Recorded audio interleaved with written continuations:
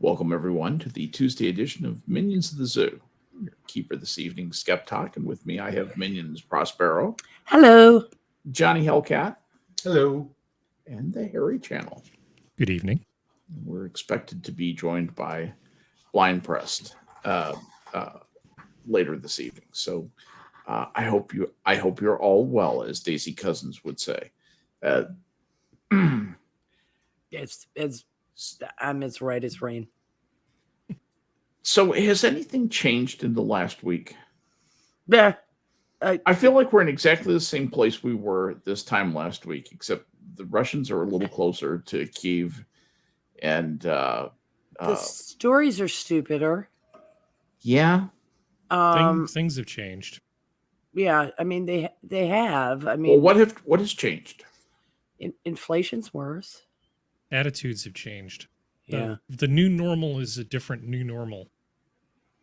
That's actually an interesting thing. Do you really think that the new normal is changing? Because I kind of think it is. I think people are getting a little done with the woke cancel culture, and they might be getting done with incompetent Democrats in office. Well, there's that, but I think back to the Ukraine-Russia thing, the moral panic has just sort of taken on a different face. So they're not. When you say moral panic, what do you mean? I mean technically a moral panic. I mean that are you asking me to define it for the crowd, or yes, are you asking me if I'm being literal? Well, gosh, both. Yeah, so generally a moral panic is like a group, almost like a group psychosis, where people get themselves worked up about something. You see a lot of othering, finger pointing, internal infighting. People maneuver for position. Things like the Salem witch trials, where that was a moral panic. You could say that the whole Red Scare was a moral panic of a sort, except for the fact that they actually had something to be afraid of, and they were right. Probably one of the best examples was the satanic cults and daycares thing. Exactly. That's good. That's a great example for modern reference point. But we had the fits and starts over video games, song lyrics. You remember we had to have whole hearings about the song lyrics and the labeling of records. Not too much dispute about what moral panic means, but how is it changing?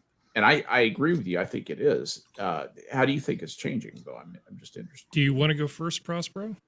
Well, one thing I've noticed is the press ginned up a lot of nuclear talk to add a higher degree of sweat to the moral panic, and it had people buying iodine pills. That's true. For those who didn't already have them.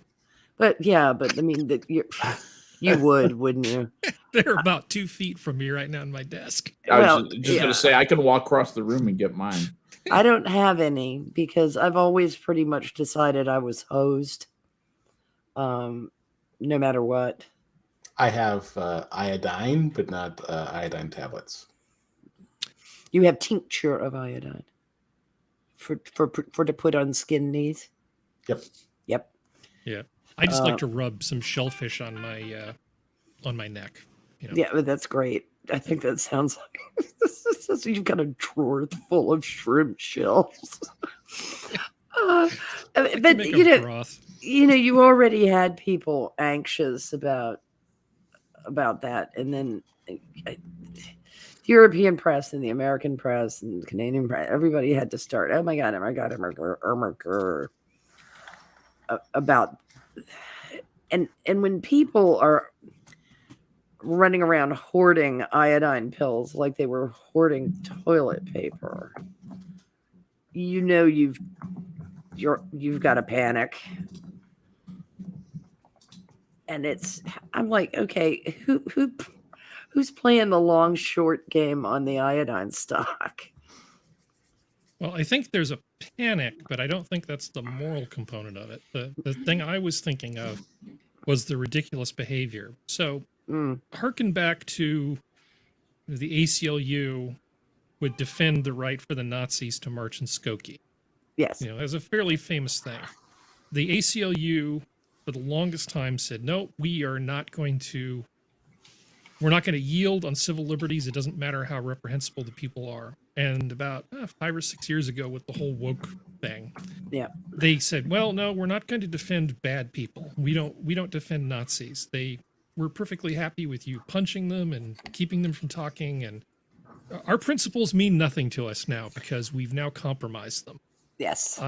That's how you know you're in a moral panic, when somebody like the ACLU has lost their principles. Now, so the social media sites, I think it's Facebook, right? Has decided that it's totally okay to call for violence as long as it's against the Russians, the Ruskies.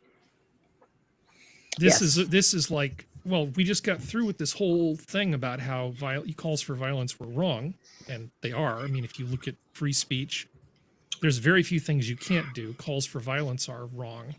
I would not want to see people who escaped Russia to come to the Western culture be punished because they happen to have come from Russia. I have very good friends from Russia, but that's not the thing. Even if I didn't, I would still feel the same way. It's the whole thing, because after 9/11, there was talk of Islamophobia. Oh, we can't have Islamophobia. Yeah, that would be wrong. You're a bigot if you don't want a mosque built at the site of the World Trade Center being destroyed. And there's a certain point where somebody's following the rules, but you also know they're just being a dick. Yes, and that was just a dick move, and I don't care about whether it's right or wrong. You're just being a dick. And go fuck yourself. You're not getting a permit because just fuck stop. You. You're just you're just trying to be an annoying twit. Just stop. Well, that's kind of like when, well, I mean, kind of. I went down for my friend's wedding in Salt Lake, and they were applying for a permit to build a strip club across the street from the temple. Whose temple? And I'm like, the Mormon temple. Oh no. Yeah. In that part of Salt Lake. We're not telling you no, we're just telling you not here. Yeah. Right in this specific spot. I mean, some common decency at least. I mean, you don't have to poke your finger in everybody's eye. That is not standing up to the man. That's just being a douche nozzle. Here's a bit on the nose. Well, let me ask you a question. Where does free speech stop? If somebody erects a billboard across the street from, say, a Jewish synagogue, and it's, Nazis are great. We love Nazis and look to finish the good work started by what's his name during World War II.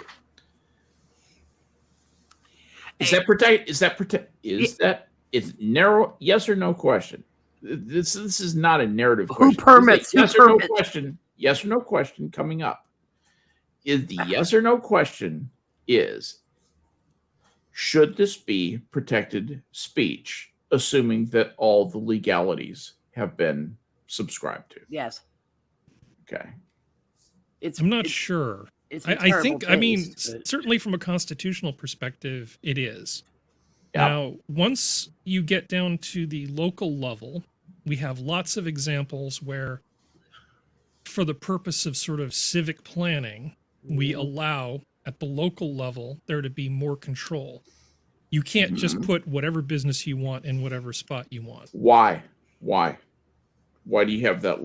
Why does that level of control exist at the local level? I'm not defending it. I'm just saying. No, I'm not saying it's wrong. It's a utilitarian argument. They say that in terms of the greatest good for the greatest people, that people have a right to expect their government to build a harmonious and efficient whatever with your tax dollars. Yes, so you have things like city planning, and it's the whole thing about offense and my nose and proximity and all that sort of stuff. So below the level of saying, going in and breaking up a church and saying you're not allowed to worship, can you say well, churches go in a particular part of town and schools go in another part of town, and then industry goes in another part of town. Do you want the lead smelting operation next to the nursery school? Well, so we have these. That's physical danger. That's a physical dangerousness. But let's just take your thought experiment. No, but commerce, freedom to engage in commerce. Suppose I have all the emission controls and I can show you that it's not there, but people still get up in arms because they think it's an unnecessary risk for the children. Well, only after the fact do you know if the risk was justified, right? Yeah, I'm with you. Yeah. And I'm not saying that they shouldn't or they can't build a business like that next to the Mormon temple. I'm just saying it, Well, it's kind of a dick move. If you want everybody to know that you're just a fucking asshole, then I'm almost there. I'm almost there. Yeah, I'm almost there. Bear with me, guys.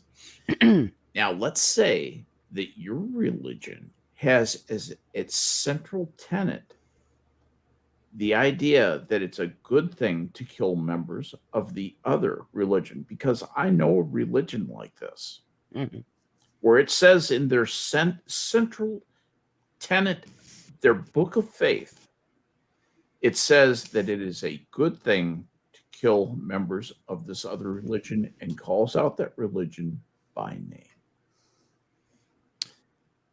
Can they build a monument to their Jew killing religion if they want to? Would that be protected speech? A monument? Not a monument, a place to worship, a prayer room, or we could call it a mosque. Well, yes, because of the wording of the First Amendment. It's not a speech thing. It's about prohibiting the practice thereof. I feel like the genie's already well and thoroughly out of the bottle on this one. People have to close their drapes rather than walk around naked or have sex acts in front of their large picture window. And nobody's forcing anybody to look through the window, but we've more or less decided, as a society, that on the big stage of like the national stage, that there certainly are rights, but it seems like there is a tolerance for what would otherwise be oppressive if it happens at a small enough local level that it seems like democracy is kind of working, like it is really the consensus of the people as opposed to as opposed to it being forced upon them by some external force. So the question is really, should like-minded individuals be in a position to give up some of their rights to enjoy a certain level of comfort? The courts have agreed with you, Harry. I'm not necessarily on board with this, by the way. I'm just trying to steel man the position. In that local ordinances are allowed to restrict certain amendments from their full-throated practice. It's done to the Second Amendment all the time. And even the Supreme Court has given the nod to local choices and local standards of communities. It's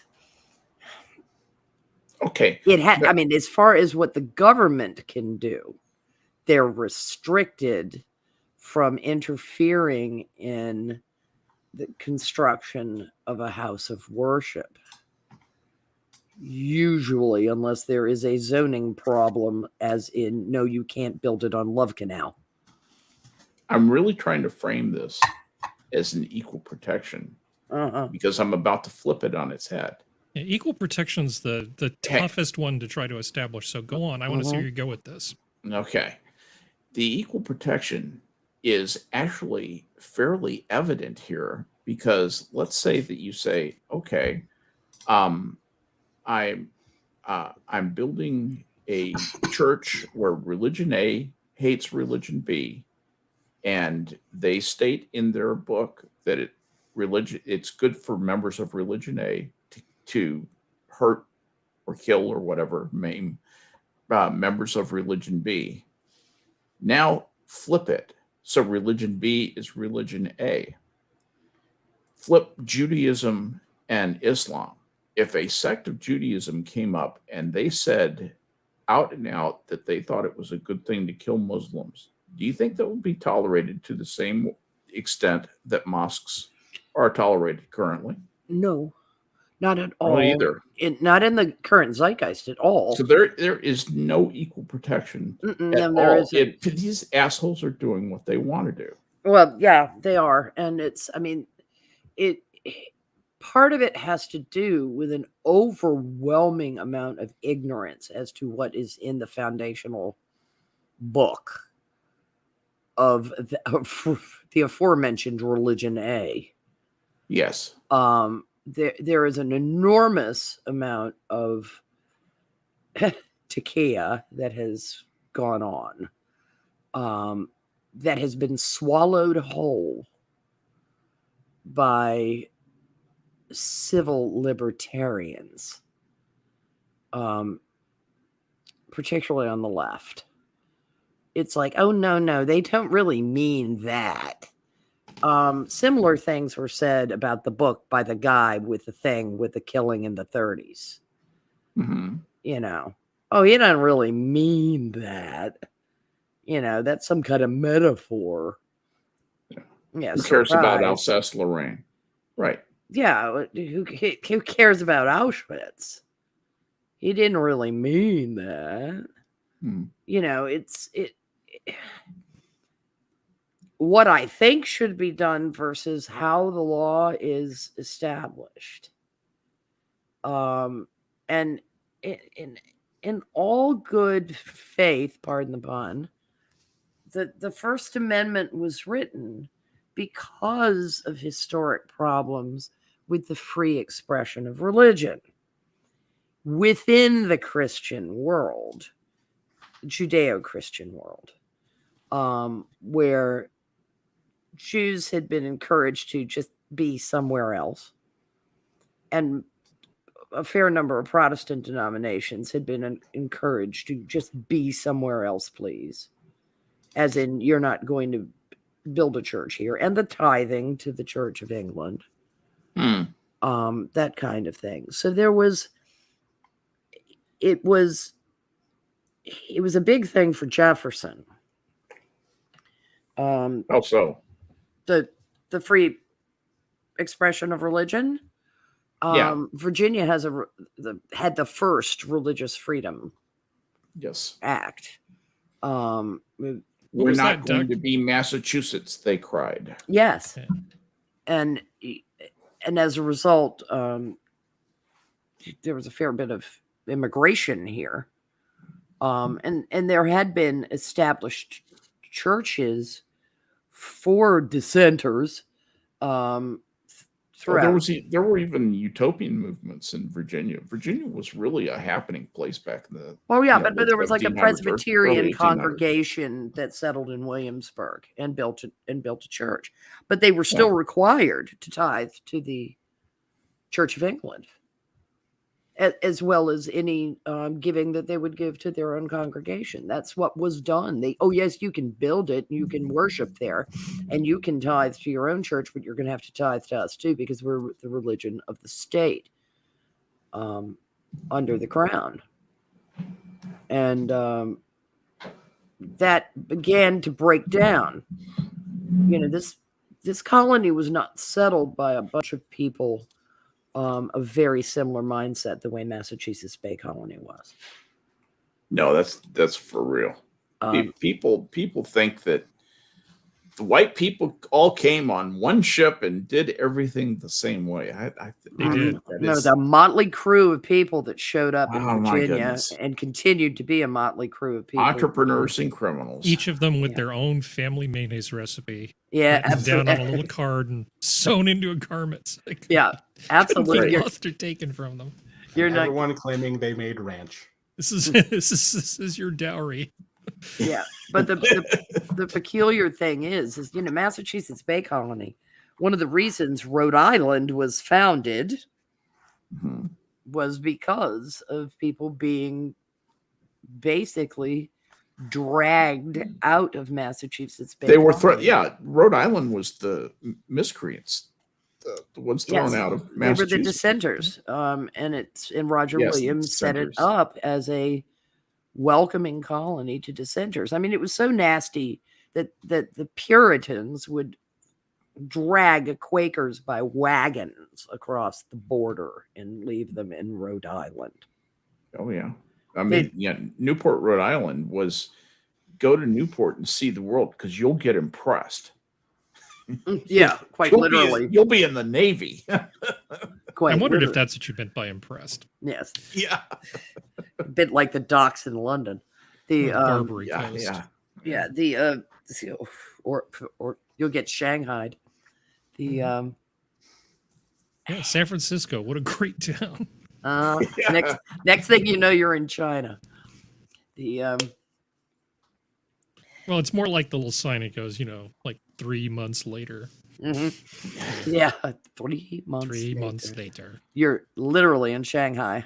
How long would it take to get to Shanghai by wooden ship during that time? I'm just curious. Across the Pacific? Yeah, because it's thousands of miles, but you can go hundreds a day if you've got the wind. Because the winds change. Yeah. If you went in the northern hemisphere summer and you took a northerly route, looking at 3 weeks, just guessing. I had a feeling when I said 3 months that was long. Yeah, well, a month if you sailed it exactly right, if you really knew what you're doing. It would take up to 6 weeks in the 17th and 18th century to get from England to the colonies, depending on where in the colonies. Part of the problem was navigation. They were just solving the problems of, they could tell how far north and south they were. The problem was they couldn't tell how far east and west they were. Well, the Atlantic crossing was a lot easier, and I mean, mostly it was done a bit more quickly than that. But but the trips to the Caribbean were the Atlantic crossing is 1/3 as long. So easily 6 to 8 weeks though. Yeah, and I mean that was one of the advantages we had in the Revolutionary War is we were already here. Resupply. Yeah, I did not get to finish the answer to your question though from the beginning of the show. I'm sorry. No, it's fine. It's just if I don't speak up, then I have no one to blame but myself.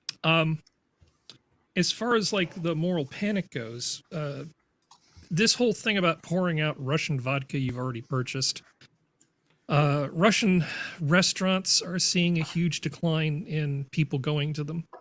And people are doing just some genuinely ridiculous things. I mean, I think the whole bit about poutine sounding like Putin and people getting bent out of shape about restaurants serving poutine like that has anything to do with anything. Well, it's named after him. It's ridiculous. You choose to believe. This might be reality. This might be the most ridiculous moral panic I've ever seen. Yes. It has reached a level of stupid that is hard to fathom. And Harry, I took it one level further, and I must share it with you.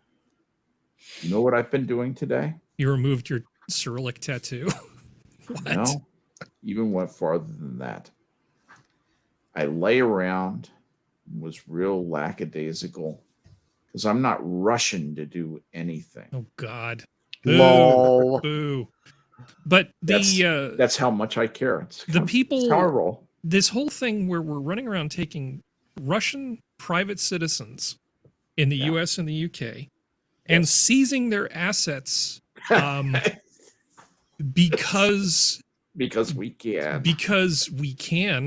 Because that's serotonin hit. Because in the long term, I think it's really important to let foreign investors know that their impression of what your sovereign risk was dealing with the United States was actually wrong.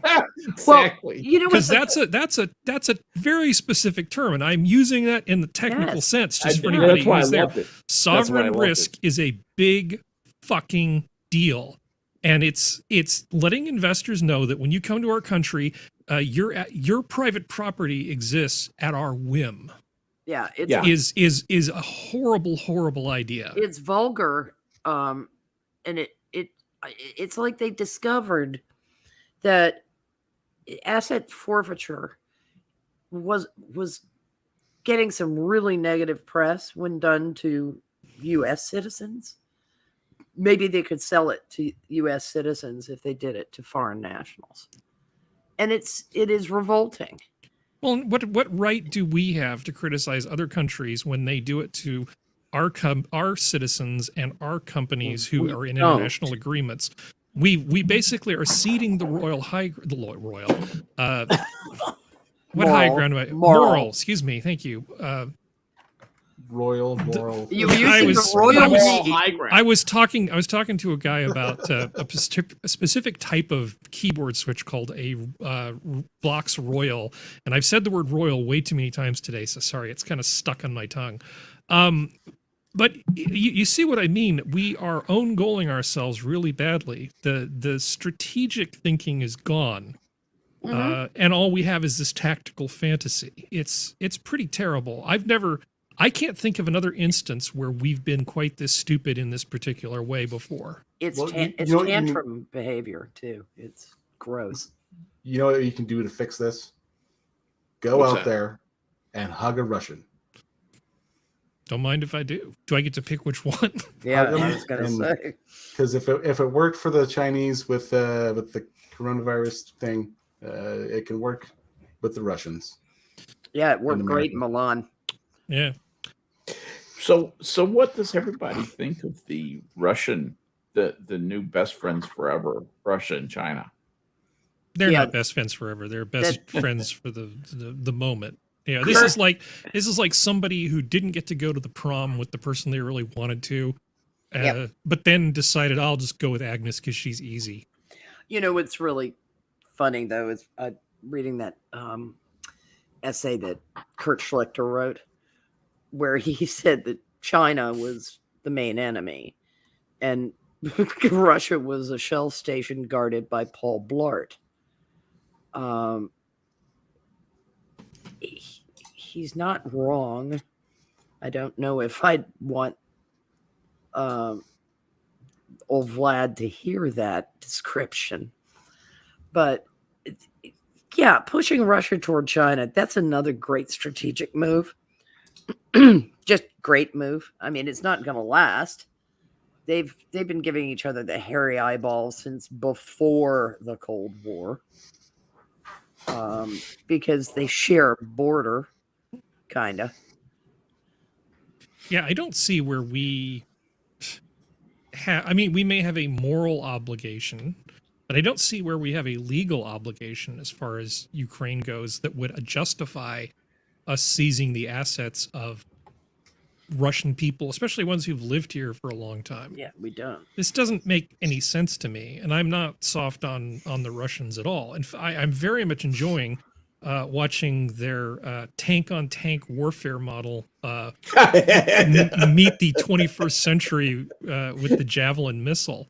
Yeah. I didn't actually. I mean, holy shit! Where did that come from? I don't like it when people sort of armchair quarterback stuff when they don't really know what they're talking about. But I've learned a little bit today, just a little bit, and let me share some of this with you. Now, you know what a daisy looks like with like the daisy petals.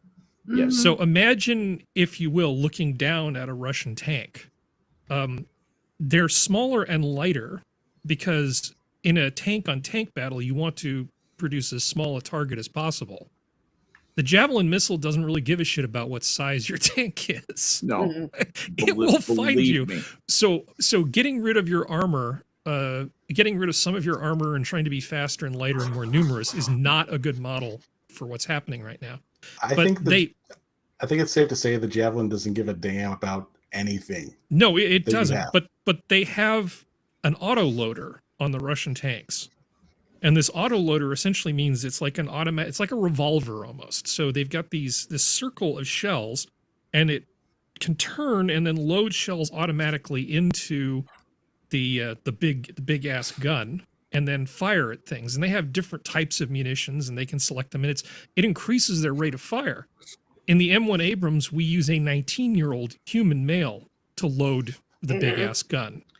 The problem is when you get hit by a javelin missile, and the javelin aims for the top part, and it sets off any of those rounds, all of the munitions basically go up at once, and it blows the top clean off the damn thing, which is why you see these dead tanks full of dead Russians where the turret has just been blown clean off, like this weird decapitation thing. So if you it's have very tough on the occupants. Also. It's very, very tough on the occupants. If you have even a modicum of strategy, when your enemy is coming at you in a straight line on a road, it's just a question of shoot the one in the front, shoot the one in the back, then shoot the ones with the antennas, then shoot the ones that are full of gasoline. And if you have any ammo left over, go after everything else.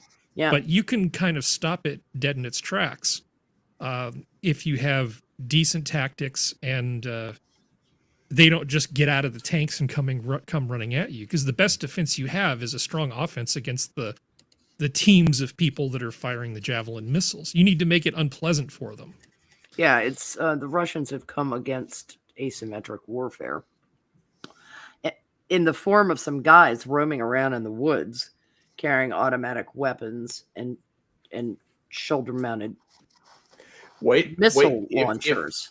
If they like the javelin missiles, if the Russian tanks like the javelin missiles, they are gonna love the A-10s. Oh yeah. Well, I don't think they're going to get any A-10s. I think that the missiles are doing a pretty decent. The decent job. Be suited to purpose, but it would be fun to see about 6 A-10s take out that entire column in about 20 minutes, and that's about how long it would take. How many birds per mile do you get out of an A-10? At the Brookings Institute, they gamed it out, and they said in 20 minutes there would be nothing working in that column. Probably not much alive either. You really can unless put you got a lot of rounds downrange with an A-10, and they only go 400 miles an hour, but they go 400 miles an hour. That's fine enough because when you're under that kind of fire, you're not fucked. That doesn't mean 400 divided by only. It's basically it works out to 6 minutes, folks. Yeah. Oh yeah. The limiting factor actually is ammunition. It's just an ammunition distribution, Well, you radio the guy on the ground with a javelin and say, "I think I missed the 30-second tank in the column. Would you finish it for me?" Splot. Okay, done. No. Nickname the road U-238 Way when you're done. It's going to be paved with uranium. That's, no kidding. Spent uranium. Have you ever held a spent uranium round in your hand? No, I've held a uranium pellet in my hand. Well, I've had the opportunity to do both, and they're heavy. Uranium, they're heavy. There's a lot of protons in this little molecule, and lots of neutrons too, and they're all packed in there. And that spent uranium is just it's a heavy, and they power them with just a sickening amount of explosive. They go really fast. A lot of kinetic energy. Punch through anything. There's no armor. There's no armor that will help you against a javelin missile. There's actually no armor that will help you against a Hellfire. Well, they put like these cages on top of some of them to try to deter them, but the javelin doesn't care. How amusing! They can see the first number on the missile before that. It's the last thing they see. Yeah, I mean, not that human suffering is funny in any way, but no, it's not. The fact that the Russian generals didn't say, Vlad, I don't know if this plan's going to work. I guess he could have North Korea'd them if they disagreed. I don't know what kind of culture exists in his cabinet. Are his generals able to actually tell him the truth, or is it not that kind of structure? That's a very interesting thing. I would love to know what the command dynamic is right now in Russia. I'd like very much to know what his general staff is talking to him about and what options they're thinking about. Because if this is one of those things where you tell the boss it's going bad, no, you tell the boss it's going bad, that's... They had the FSB guy on the ground tell the boss was bad, and he ended up under house arrest. Well, yeah, I saw that. I saw the DOI was under arrest as well. The director of intelligence. Yeah, he's acting like a paranoid, crazy guy. Yeah, and if he steps up and shoots himself, and then we get a moderate come in and say, "Okay, ollie income free. Sorry about the invasion. We're going home now." That is the best case scenario that I see right now, because I don't see Putin. He's too in. He's too all in. mm-hmm. He cannot back down. He has to walk away with some kind of a deal, and any kind of a deal will be bad for everybody. They will be lucky if they get out of this with Ukraine being left whole, with a promise to never join NATO and to give up its eastern provinces. Yeah. Schlichter's. What do you think about that, Prospero? Schlichter's idea was it's an unhappy solution for the Ukrainians, but it's probably in the best interest of everyone. Can you go through that for the benefit? It was functionally what you said, that the Ukraine says, no, we're not going to join NATO. We're fine with not joining NATO. You're going to respect our borders, and we're going to let you have those eastern provinces that spoke Russian anyway. There are a lot of ethnic Ukrainians in there, though, too. It really is mixed. Well, there's so much mixture amongst all the Russian and Ukrainian people to begin with. It's complicated. It's really complicated. But that would be, and I'm sure also the water being turned back on to Crimea would be part of that. But that was Schlichter's view, was the best way to cool this down would be to not keep pushing Putin, because it's not a capitulation. This is what people aren't understanding. It's not a capitulation to the asshole. It's recognizing how committed he is to this, his version of Mother Russia Lebensraum. And well, he's not,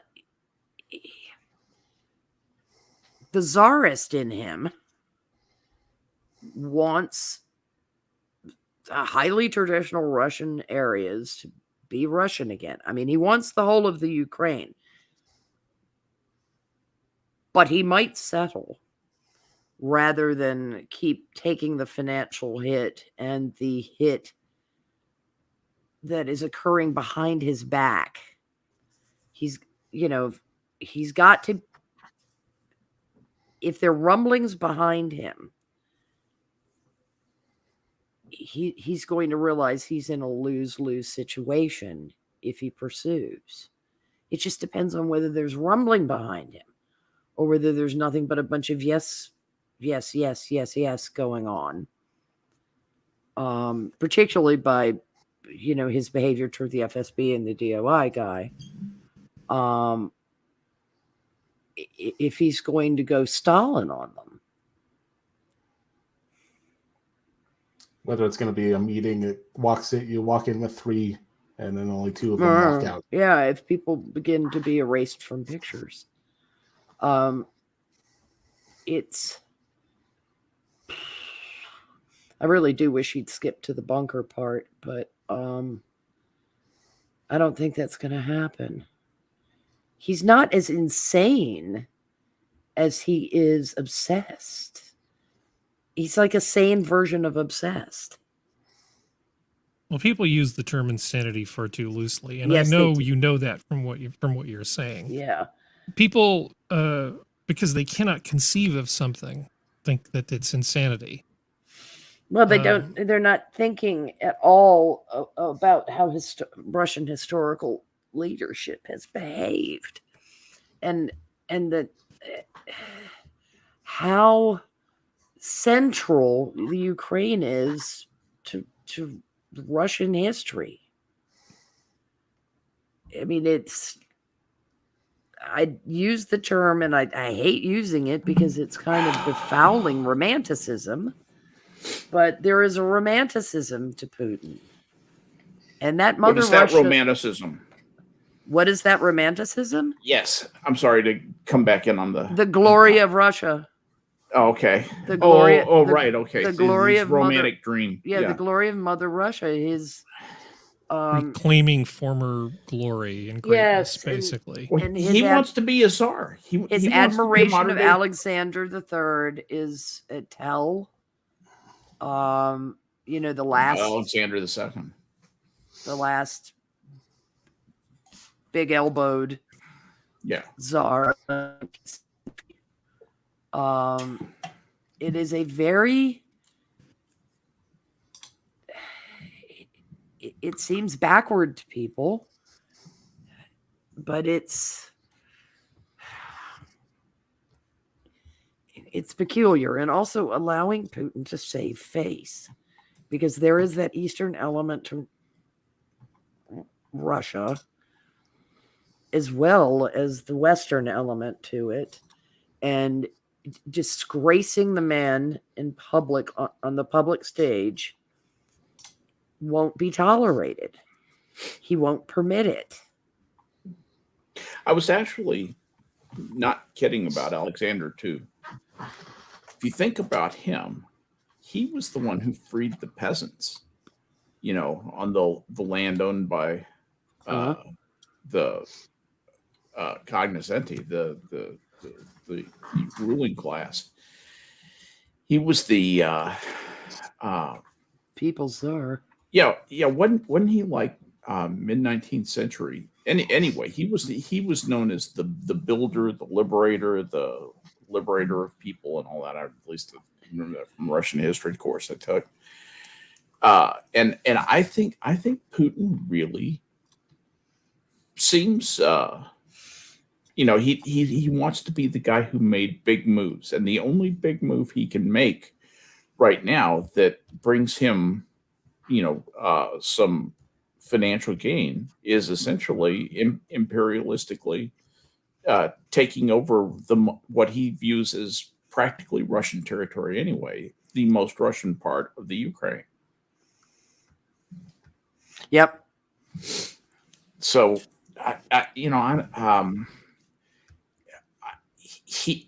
he's extended himself. He's overextended now. He's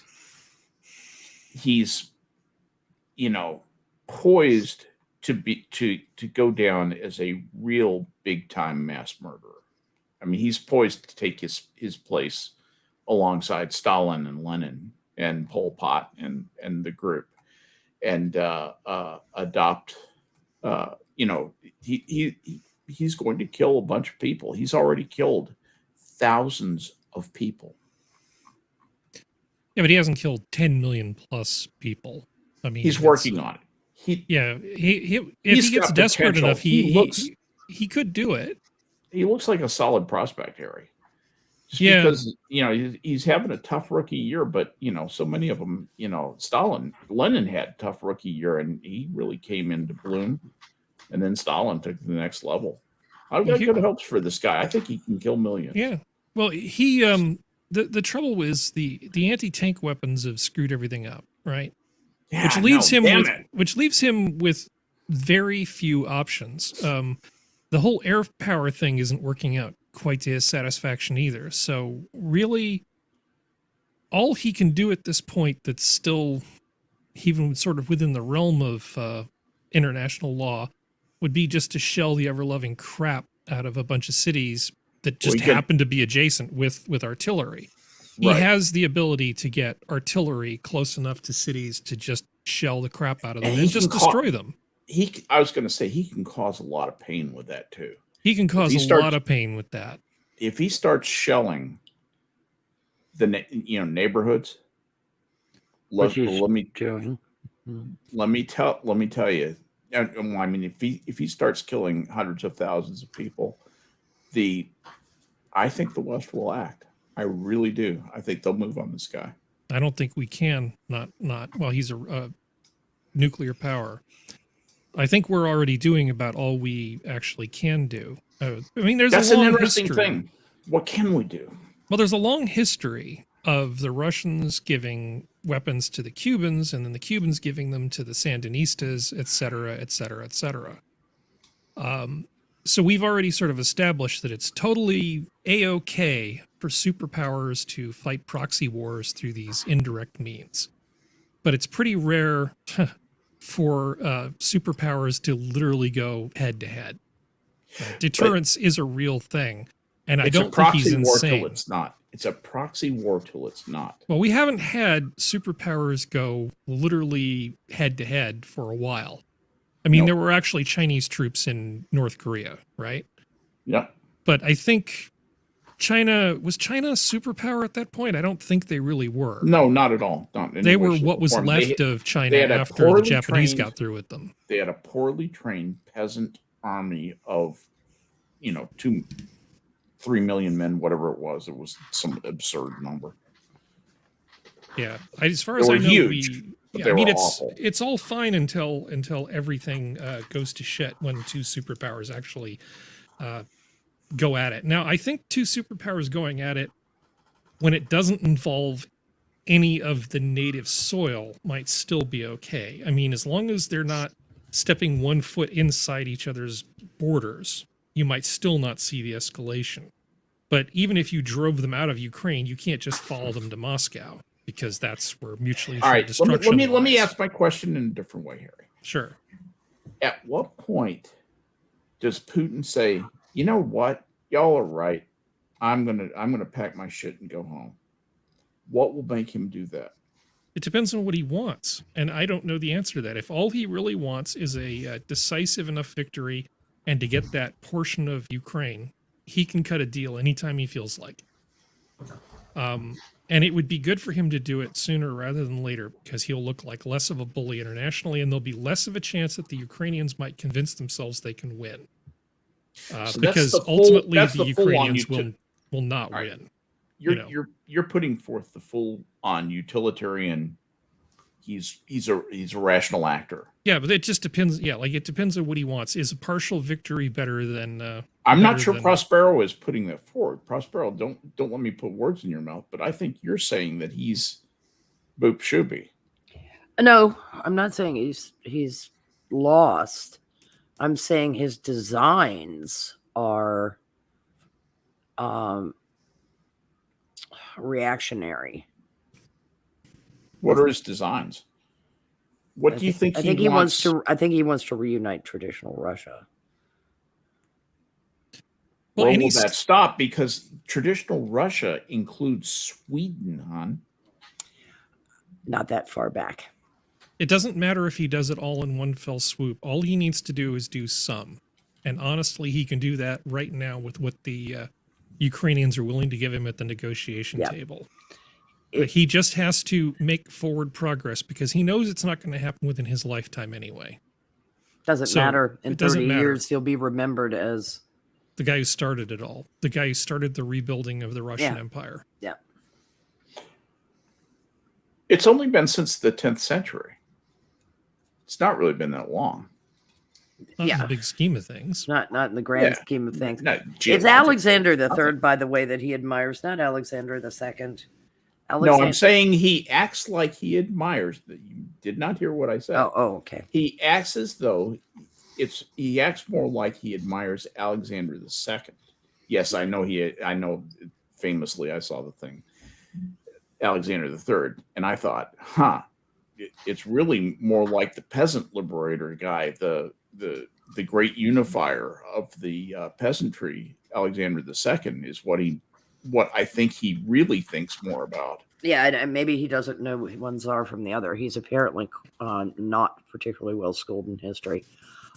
Is that true? Because I didn't know that. It's really. Somebody referred to him as a hobbyist, and I was like, it doesn't sound like a hobbyist at all because of his misunderstandings about KGB thug, maybe Western democracies. Is he just a thug? He firmly believes no democracies exist. At least that's the scuttlebutt. I mean, the only thing you can get is information from people who lived there and still have family and contacts within Russia for what the general feel for what Putin knows and thinks is. Because he is not, he keeps his cards quite close to his vest, except the thing about Alexander the Third, and Alexander the Third rolled back some of his father's reforms in regard to the peasants, and was much more of a hard ass wheeler dealer, and quite anti-Semitic. Yeah, you think? And that was just a sign of good breeding back then, by the way. Yeah. That kind of lofty aristocratic anti-Semitism was, and his was policy. He used it in policy. Right, exactly. No Jews can live here. Sorry, everybody has to go live over there. I mean, he completely ignored previous agreements and things like that, but he styled himself as the peacemaker because there were no wars while he was czar. Wow, that says a lot. He was born 2 days after I was Putin. I didn't even notice that. I'm actually starting to get pretty lightheaded, so I do apologize for my lack of contribution, but I am going to need to duck out. Oh, no worries, man. Thank you for coming by. Yeah. Just take it easy and get well. No, the doctors told me not to push it, but that's what I've been doing since the start. Stubborn. Me. Yeah. What do you mean? I gotta get stuff done, and I'll get up, take 2 steps, and I'm like, and I'm done.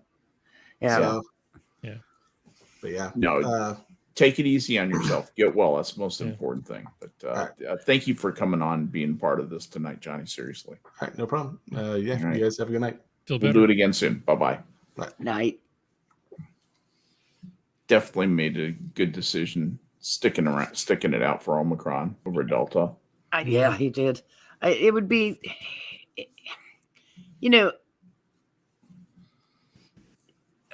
what would Brian Boitano do?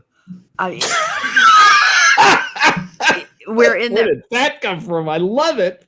Well, because we've got people who are like, if Trump were president, this wouldn't have happened, would it? Or because we were all on the verge of World War III under Trump, and none of that happened. Brian Boitano would not send an armor column. No, Brian Boitano would invade thinking it's 1948. No, that is so. You talk about armies fighting the last war. That's 3 wars ago, though. Well, that's kind of the last war they really participated in. Right. I don't know what war games they've been involved in, but they certainly haven't been particularly up to date, have they? The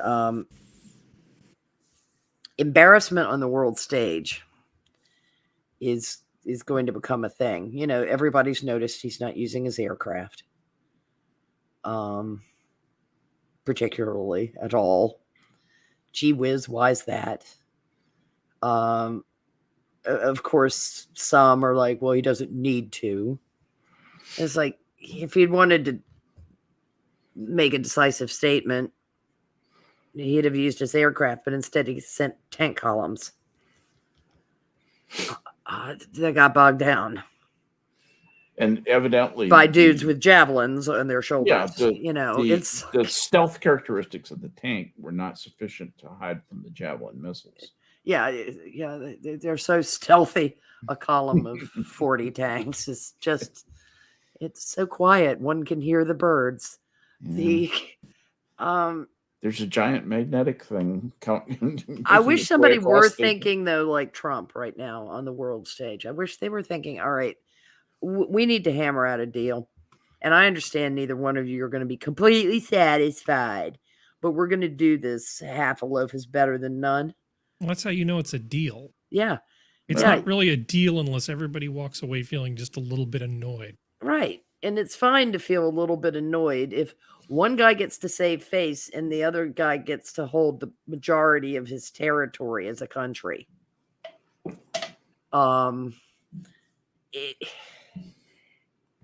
Everybody's gotten wrapped up in this fake patriotism for Ukraine that is absolutely fucking nauseating to see. The lefties in this country in particular, but it's happening everywhere. Waving the Ukrainian flag, they'll spit on the American flag and they'll wave the Ukrainian flag. I mean, all of a sudden, borders are really important to them. We've been hemorrhaging at our southern border for ages, and it's been fine and dandy with them because it's happening to us and they hate us. But they just fucking love Ukraine and its borders and its sovereignty. They've learned how to spell the word. That is just a huge, double standard that is vulgar. It's so evident. It's vulgar. Either sovereignty exists or it does not. You just can't pick and choose where. Not if you have nothing but situation ethics and no underpinning morality whatsoever. Or morality. Right, exactly. Yeah, they don't. They're moral relativists. Yes, we were warned about this shit in the 80s over and over again. Skep, you and I both remember this. They'll tell you. Yes, you're right. and they'll even tell you. I just do, I make a judgment about every situation. I don't have any principles. I do whatever is the path of least, whatever makes sense, whatever makes me feel good. Thanks, postmodernists. Everything has to do with what it is in the moment.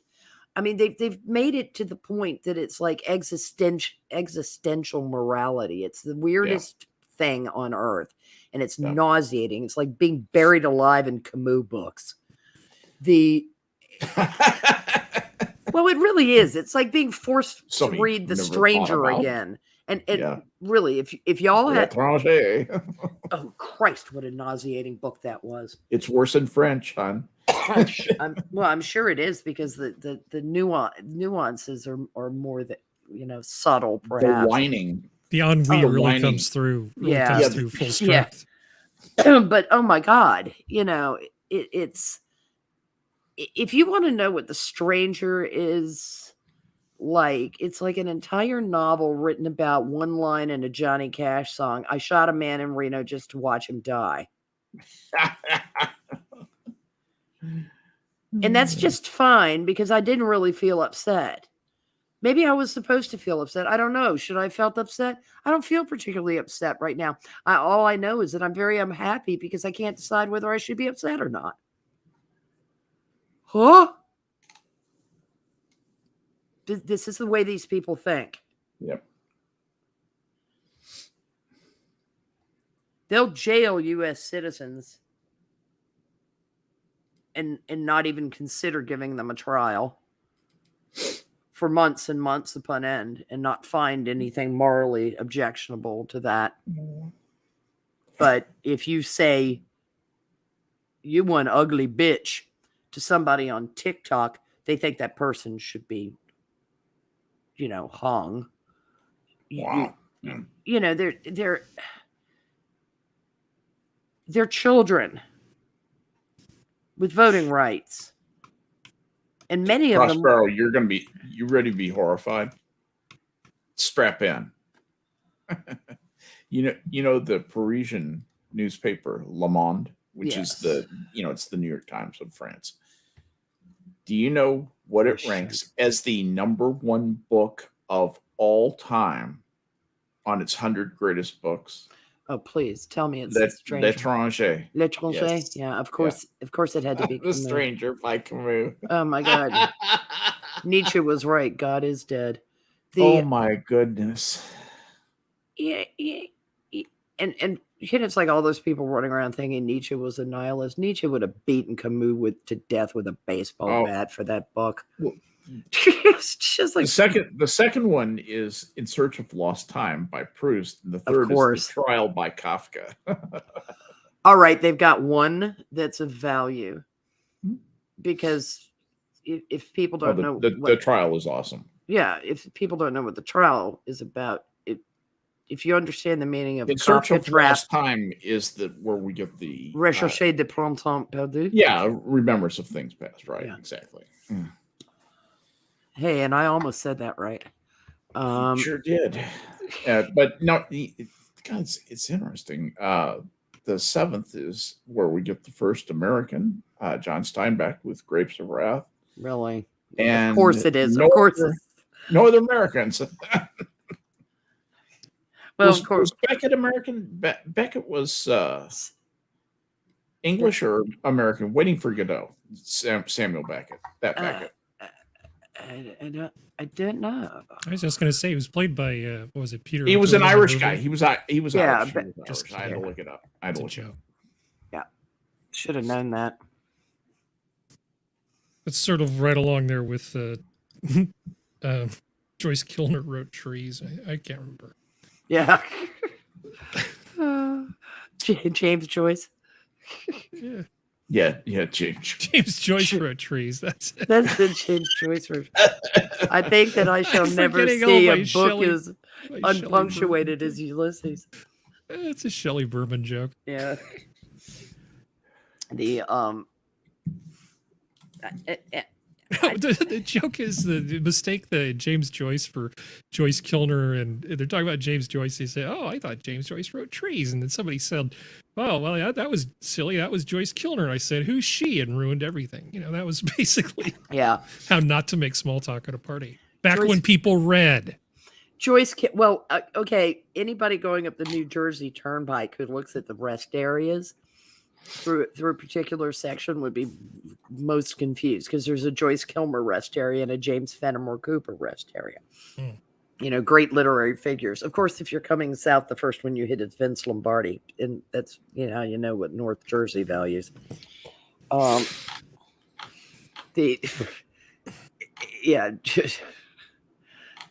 guy named Joyce. That's funny.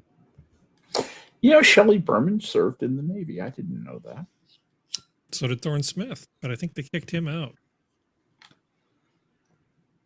Huh. A lot of people served in the Navy. Yeah, a lot of people did. Willingly or unwillingly. Admiral Rachel Levine served in the Navy. Oh, yeah. Don't even start. Woman of the Year. No, negative. Oh, my God. Men are so good at things, we're even better at being women. I know you are. It's just awesome. That's just how awesome we are. She's in the health services, okay? She's in the Public Health Service Commission Corps. She's not in the Navy.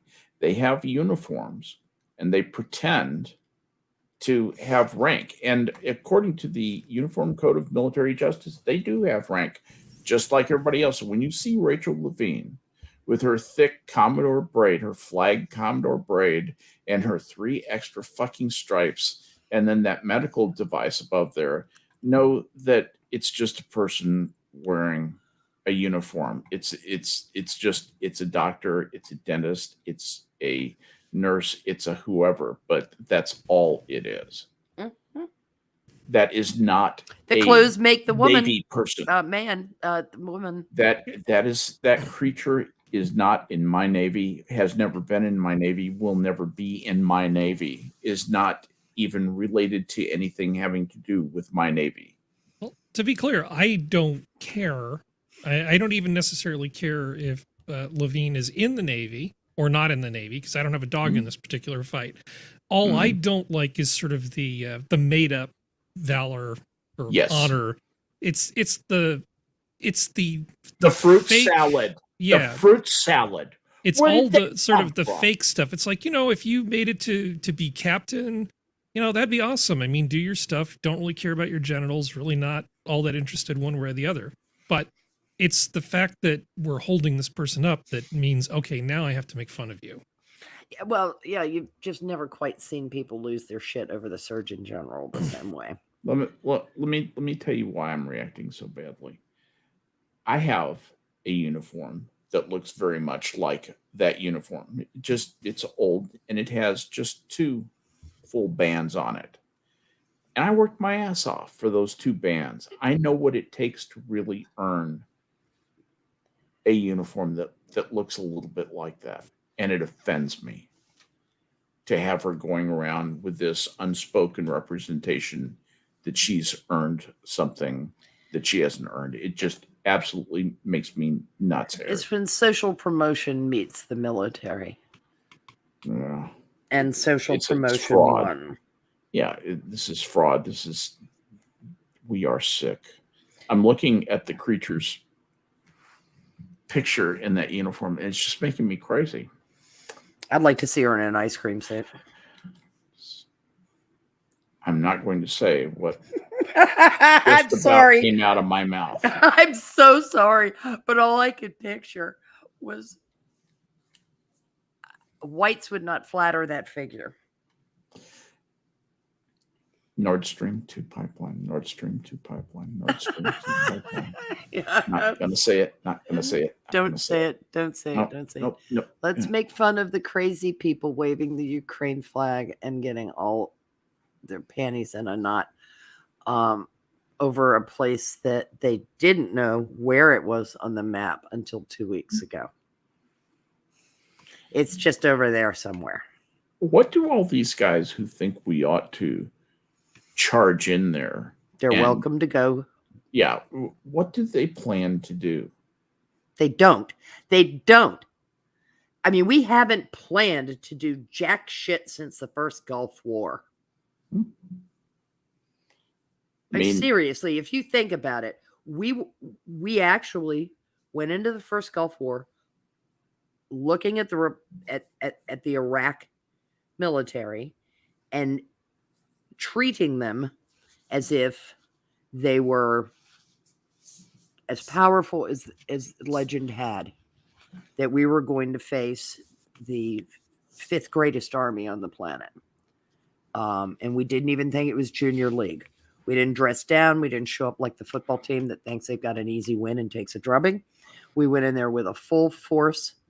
Well, we established air superiority instantly. And we won the war in a week because the forces turned out not to be as legendary. Well, our challenge was processing the surrenders in an efficient manner. Yeah. And they were really good about it. They were very orderly and they'd wait very patiently, sometimes for hours, to get their surrender processed. Yeah, they didn't want to face what we had brought with us. Yeah. Every other engagement we've had since then has had really no plan attached to it. Mm-hmm. And anything we were to do about the Ukraine would get bollocksed up in no time. The Pentagon is being run by a bunch of Junior League Women's Committee people. I don't know what the hell they are, but that is the truth. They certainly don't act like the caliber of individuals that we had with Norm Schwarzkopf, with people like Colin Powell, who actually knew the fuck what went on. Much less somebody like, Elmo Zumwalt or the really great commanders from back from bygone days. But hell, we went into Vietnam with a better plan. Oh yeah. Well, then we went into Iraq. We went into Iraq with some glorified CEO bullshit. dream. Yeah, this is a whole neocon thing that is nauseating, and now we've got the neo-libs, and I'm sorry to just keep blathering on like this, but this is pissing me off. Well, do you think that Hillary Clinton is interested in being world policeman over there? Because I think she is. Of course she is. She's interested in any place she can wreak fucking havoc. Plenty good money to be made supplying the army with the tools of the trade. So goes the song. And You know? Oh, absolutely. But it was always Dick Cheney, don't you know, said the projectionists. And I mean, he was as bad. I'm not excusing Cheney. He was awesome in his way. Yeah, you know, I'm not excusing him, but he's beginning to look low rent compared. Well, looking low rent compared to these jackasses. It started with Arab Spring, this nonsense about regime change. Oh, yeah. And it has influenced the way Putin looks at the West, for damn sure. And we're reaping a little bit of what we sowed with that nonsense. And I'm looking at you, W, you idiot. Are you thinking that Putin is feeling the need to assert himself as strongman, that's what this is about? He certainly doesn't want to engage with the United States because he knows that we're caught up in this democratization of the world shit. Would you trust anything the United States said right now? No. And I fucking hate saying that. Why should they? Why would anyone trust anything that came out of Joe Biden's or Kamala Harris's mouth? They will reverse themselves at the drop of a hat. Half these people. I mean, one of the reasons I could kind of trust what came out of Trump's mouth is he didn't have the old political chops to just be windsocking about absolutely everything. But, you know, we're not dealing with a Ronald Reagan. You know. Boy, that's the truth. We had a catastrophe occur in Lebanon, and Reagan pulled us out of there.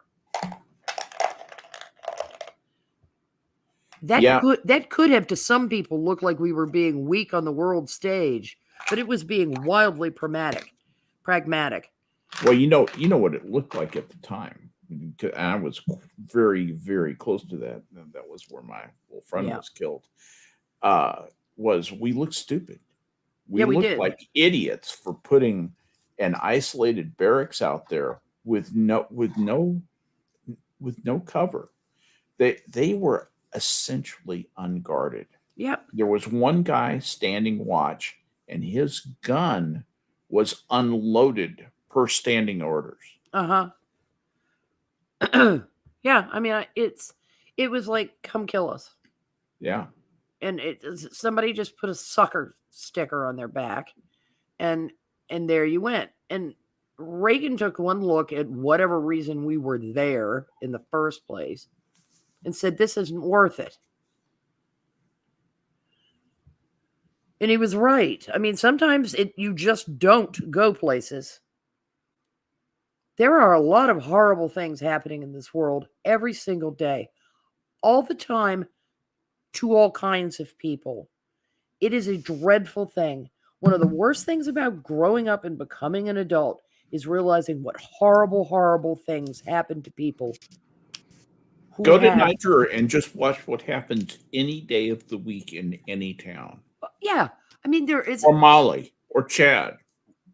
One of the reasons we were always grateful to live in the United States is because we didn't have to live in places like that. And that's not saying we don't have compassion for those people. And where you can render aid, like food assistance and medical assistance, you can. But you cannot put out all these brush fires. You cannot control hierarchical structures in other countries and cultures. You cannot do it. Yeah. I don't know. When Genghis Khan decided to create an empire, he didn't even stop to consider the locals. He killed them. That was just custom back then, though. It was. I mean, it was just considered neighborly. And our compassion is to be both lauded and a matter of great concern, because we're hyper compassionate in ways that are irrational. They're like the child weeping hysterically when they find out that bad things happen to good people. It's a terrible fact of life. Read your fucking Hobbes, folks.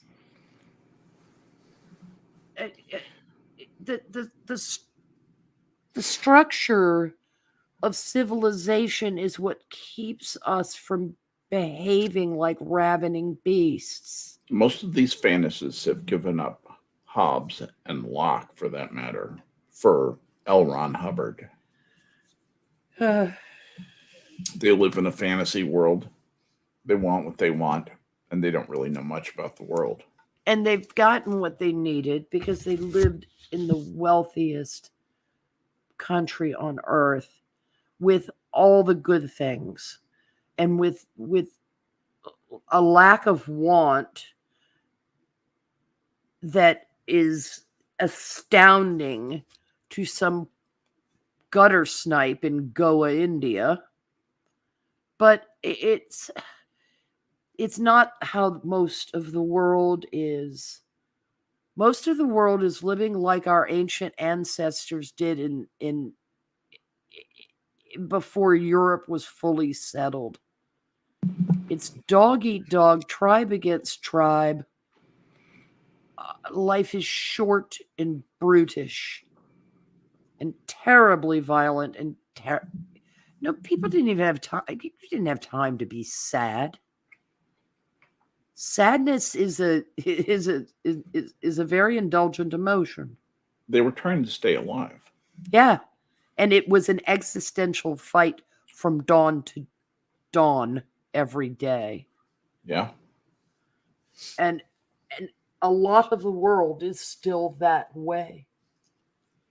It's not as base or as terrifying as it used to be. There are a lot of many more nice things throughout the world, and there has been a reduction in hunger and a rise in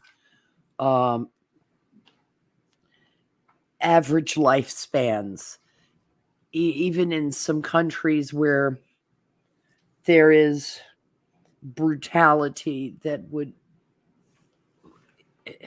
send these people into permanent shock.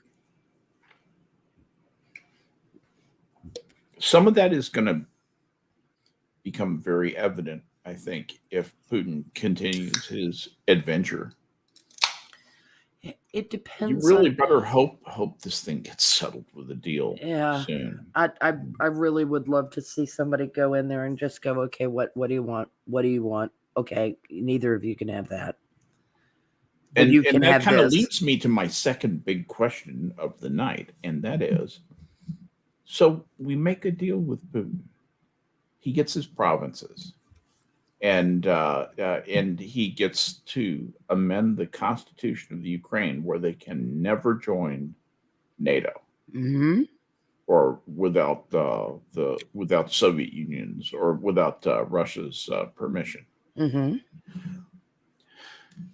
What have we done differently from what Chamberlain did? Not a question. No, it wouldn't be a great deal, but so why wouldn't Putin say, "Well, that went well. Some lessons learned, but his war machine, his war machine has already demonstrated that it's a little frayed around the edges, and financially, Russia is taking a hell of a hit. It's hard to compare it to the industrial juggernaut of Germany in 1938. Because that's not what Russia is right now. And Germany was also a whole lot easier to control and run than 11 time zones worth of hoo-ha. Yeah, but this is all centered down in, I agree with you. I know what you're saying, and you're right. This is all centered down in one pretty centralized, pretty European area. He has lost 214 tanks and 1,292 vehicles. Now, if we say that each one of those, we'll say roughly 1,500 vehicles total, and I'm going to say conservatively that it's $100,000 per vehicle. That's probably about right when you That's at least the right order of magnitude. That's all I'm going for. 1,500 times $100,000 is a lot of do-re-mi. Yeah, this is a substantial amount of billions of dollars. Many rubles, my friend. Many rubles, and many billions of rubles. And I'm just wondering what he plans to use for money. And how he plans to replace those vehicles.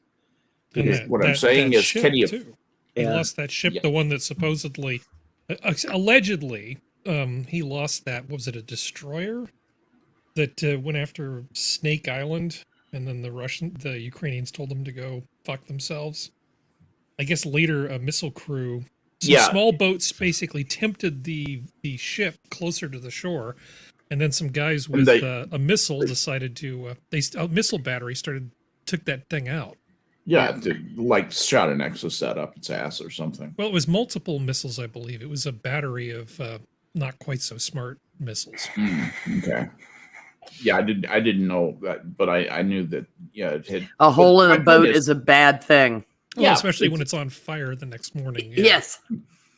So there's nothing about a fire on a boat that's good. So he's got a substantial amount of God, he's down $2 billion just off the top of my head, just in turn, and his opportunity cost is even higher, and a couple billion in personnel and machinery. He's so far down, and the oil that he could have sold probably dwarfs that. Yep. So I actually think what you're saying is absolutely right, that financially he's screwed. Let him. That's why I think you can leverage the face saving. But he won't. Well, what are the mineral rights worth in those sections of Ukraine he's almost certainly going to get? I hear they're substantial. Yep. Sell those bitches right away to help recapitalize. Well, the whole area down there is just festooned with oil area. And minerals. Yeah, there's mineral wealth there. The other thing we're not considering is what the pandemic has cost Russia, leading up to this, where they, how much had their economy suffered or stagnated in over the preceding 18 months before this invasion. We're not even going to talk about the human cost, because it's estimated to be a good bit higher than they have ever admitted to. It's no wonder he's going back into China. And the Chinese are more than happy to do it, because any kind of saber rattling they can do about going off the US dollar makes them happy. Boy, you're not kidding. Prospero. Russia's GDP fell in an absolute sense by 3% in 2020. Yeah. The pandemic hit them a lot harder than so they not only had it wasn't like their growth rate slowed, their economy contracted. Yeah. Think about that. It's why you have to be careful with him. He's desperate. Wow. And I don't think the West getting all bulgy muscles in his face is a good idea. I know it goes against everything we do. We're very much, to quote Madison Cawthorn, quoting the philosopher Toby Keith, we're very much put a boot in your ass. It's the American way.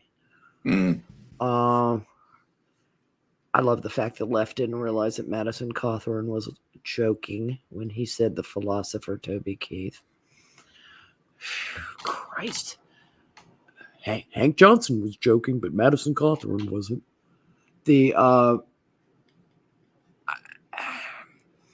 I think this one needs to be handled with the deal brokering. Look at it like a financial transaction. because finances have got to be extremely important to Putin, as well as the reunification matter. If he's lost complete touch with pragmatic reality there, then it's an entirely different matter. But I would doubt that.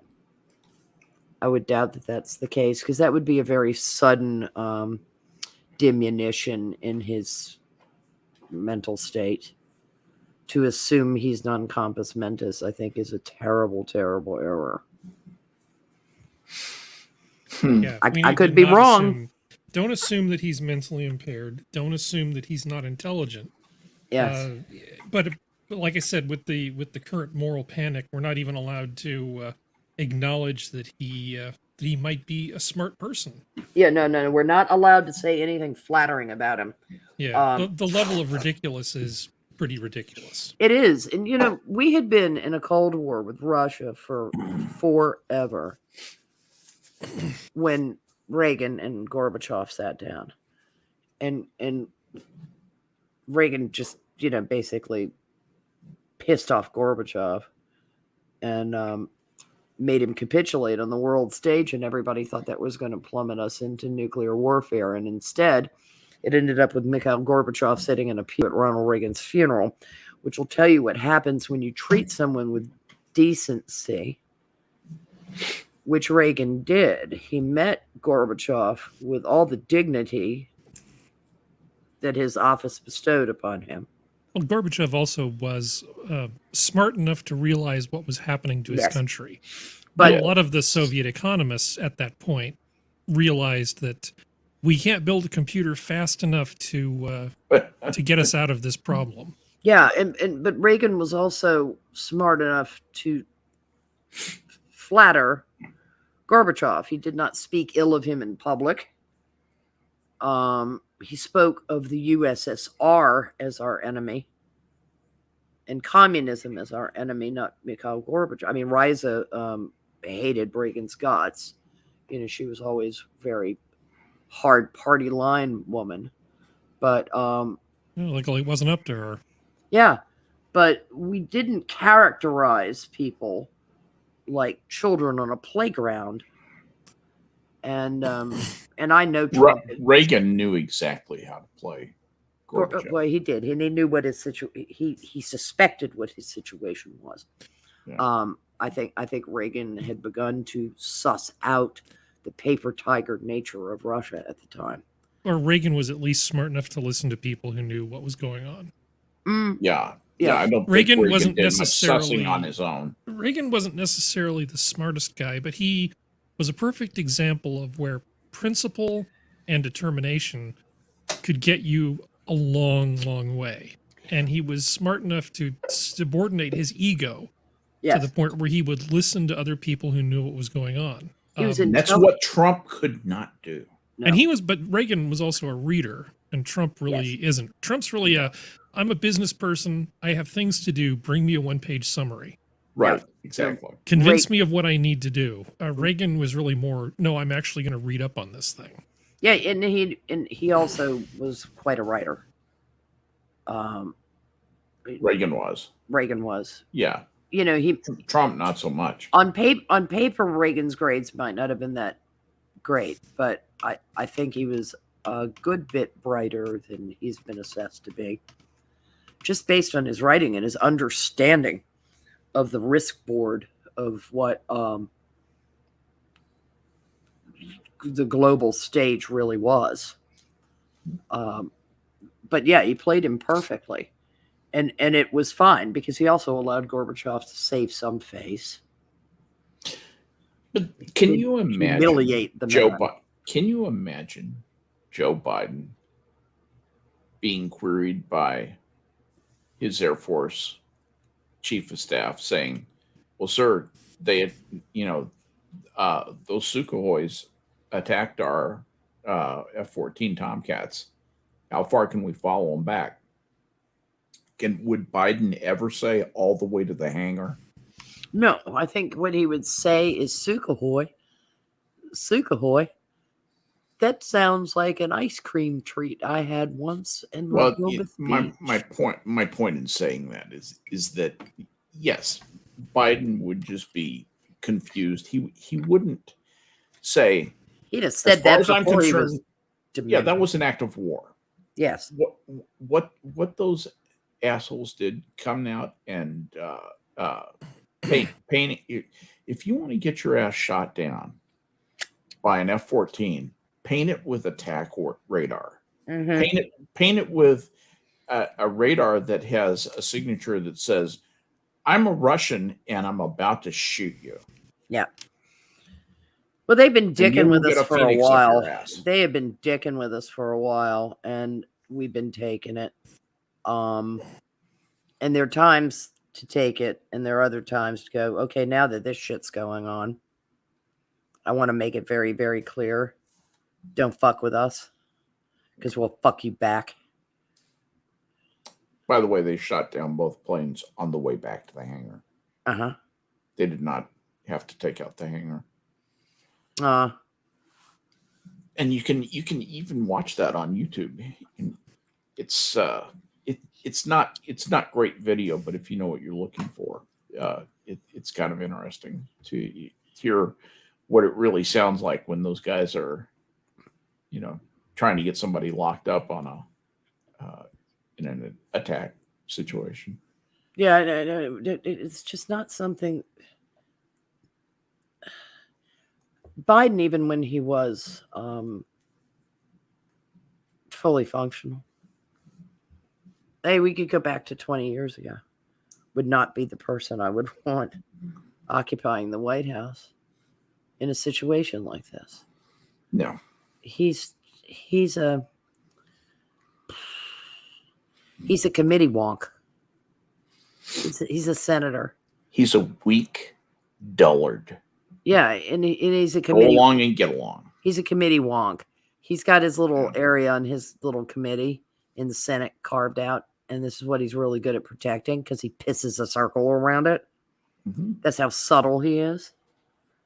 There's no nuance to his thinking. Yeah, I would agree. I think none at all has been dull and stupid and just goes along with whatever. Perfect politician his entire fucking politically life. Convenient. Yeah. I mean, he's just absolutely political. But it's why I don't think senators are particularly good choices for presidential candidates. Legislators generally are not. No, they're good as governors, in my opinion. They're bureaucrats with sinecure, and committees and staff. They're paper pushers, and they debate parliamentary procedure. You don't need that shit when you need executive decision making. It's why governors, by and large, should be the crop from which we glean. Yeah. It's, I would say that being president of the United States that's a hard job from a management point of view, because you have so many complicated pots of talented people, all of whom, each one has its own dynamic, and you got to figure out how to negotiate that, and then how to get them to play well with one another. Yeah, and it's why Reagan excelled, because he put people in places who were smarter than he about things like that and took their advice, not uncritically. I mean, that's the job of the executive.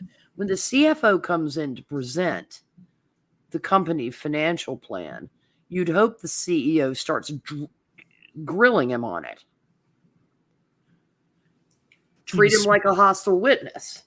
You want to make sure you have all the information, not just smile and nod. Yeah. Well, he's smart enough to have guys like George Shultz nearby.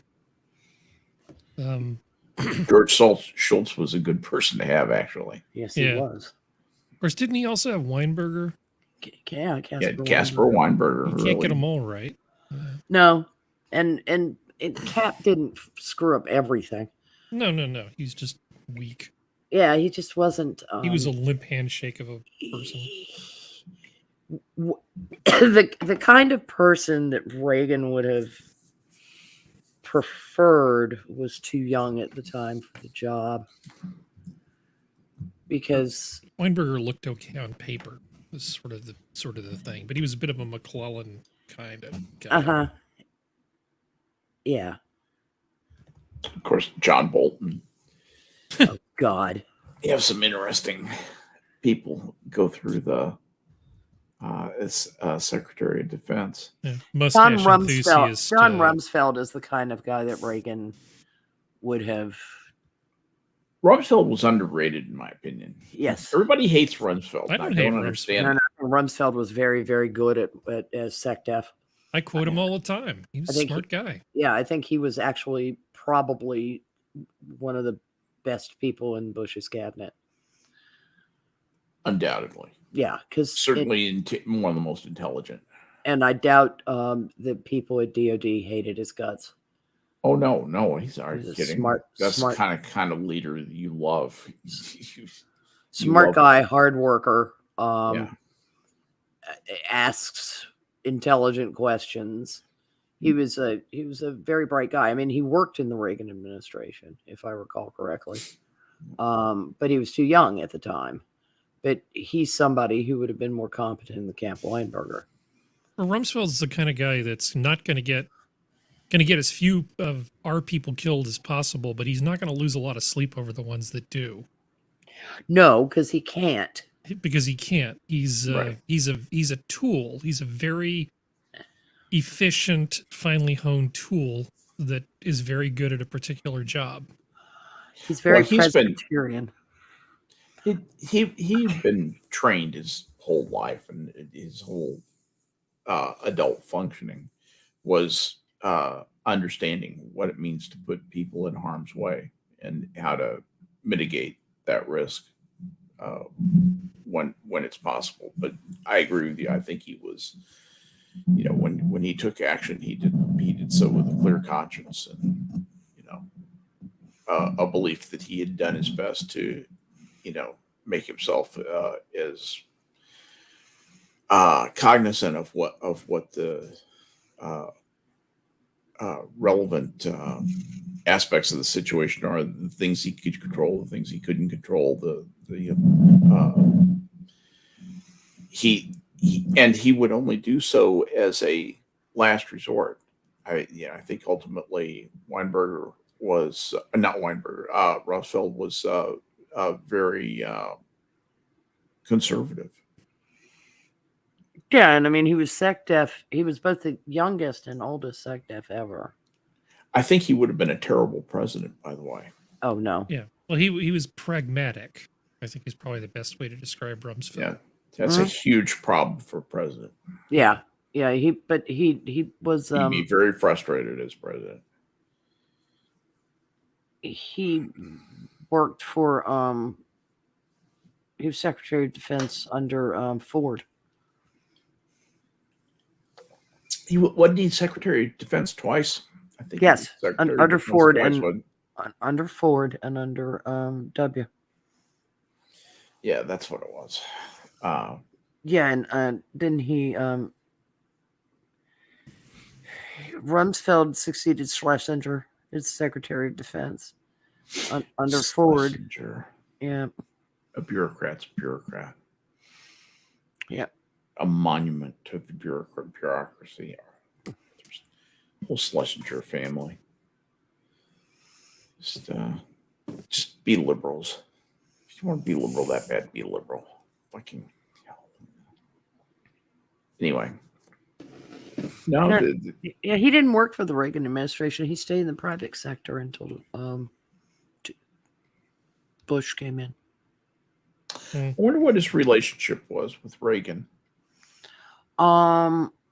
There's a picture of him with Reagan and Schultz in the White House in '83, because he did continue as a special envoy to the Middle East by Reagan. Oh, it was George H.W. Bush who hated Rumsfeld. That's what it was. Yeah. They would have been competitors for attention. Mm-hmm.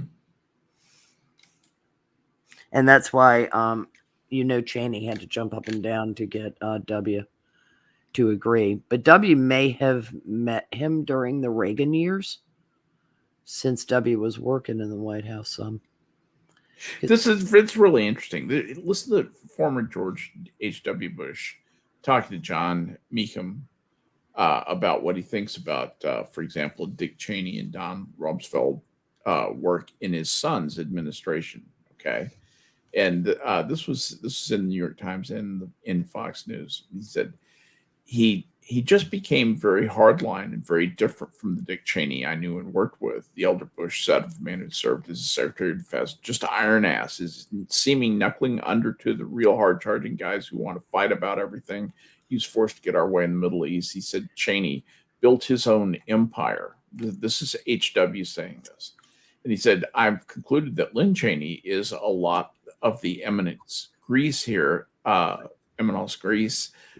Here, iron ass, tough as nails, driving, George H.W. Bush said. He made the comments for a new book that Meacham is writing and or wrote back then. So one takeaway from the book is Bush's love of the phrase iron ass, which seems at once like a dated Yankee descriptor and at the same time quite vivid. It's interesting that he characterized Lynn Cheney as the Almanos Grise. Mm-hmm. It's a hell of a thing to credit her with. Yep. Because now, to be he's be harder such, on Rumsfeld. He's harder on Rumsfeld. He calls Rumsfeld an arrogant fellow. He said, I think he served the president badly. This is Bush talking about this is George H.W. Bush talking about Rumsfeld's service to W. I don't like what he did. I think it hurt the president having his iron ass view of everything. I've never been that close to him anyway. There's a genuine lack of humility, a lack of seeing what the other guy thinks. He's more kick ass and take names, take numbers. I think he paid a price for that. Interesting. Oh, you've got to remember also that Rummy went to Princeton. Well, there's that. He wasn't a Yale man after all. Yeah, not skull and bones material. Mm-mm. It's a little too blue collared. So what do you think of the whole thing with Mitt Romney deciding to go after Tulsi Gabbard? Think what you will about Tulsi Gabbard, but a guy with 4 military deferrals accusing Tulsi Gabbard of being Lieutenant Colonel Gabbard. Yeah. I think she's been like in the reserves plus her military for 21 20 years. Yeah. 21 years. But she's the collaborator. She's the one that we should be bringing up on charges. Mitt Romney is an idiot. Mitt Romney is a gold-plated idiot. He is fine when it comes to business. Kudos for the 2002 Olympics and what you were able to pull out of thing he did right. Pull out of absolute disaster. Doubt he can save the Olympics now, though. But other than that, go fuck yourself, Mitt. Mm-hmm. Do it today. Yeah, he's a wishy-washy, stinky little turd. He thanks Romney Care in Massachusetts, and he's just a politically gross opportunist, and shitting on somebody with Tulsi's military service. I mean, look, we all know that her politics are left as fuck, okay? But stop it. To question her loyalty to the United States is beyond the pale. Mm-hmm. And utterly unnecessary. She has done nothing to deserve it.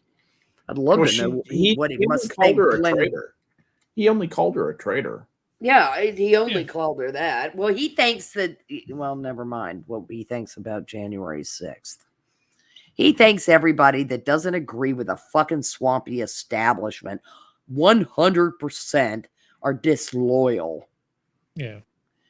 That boy is waving his little Davos freak flag. He can go fuck himself. And you just called it out right there. That he's got that Davos mindset. You know, I'm the kind of Republican a Democrat loves, and he thinks he's the solution for the Republican Party. He's a dipshit. He thinks he's a citizen of the world, not an American. Yeah, exactly. he's John Kerry with a red shirt. Davos rules. Yeah. I don't see why you're all upset about the WEF.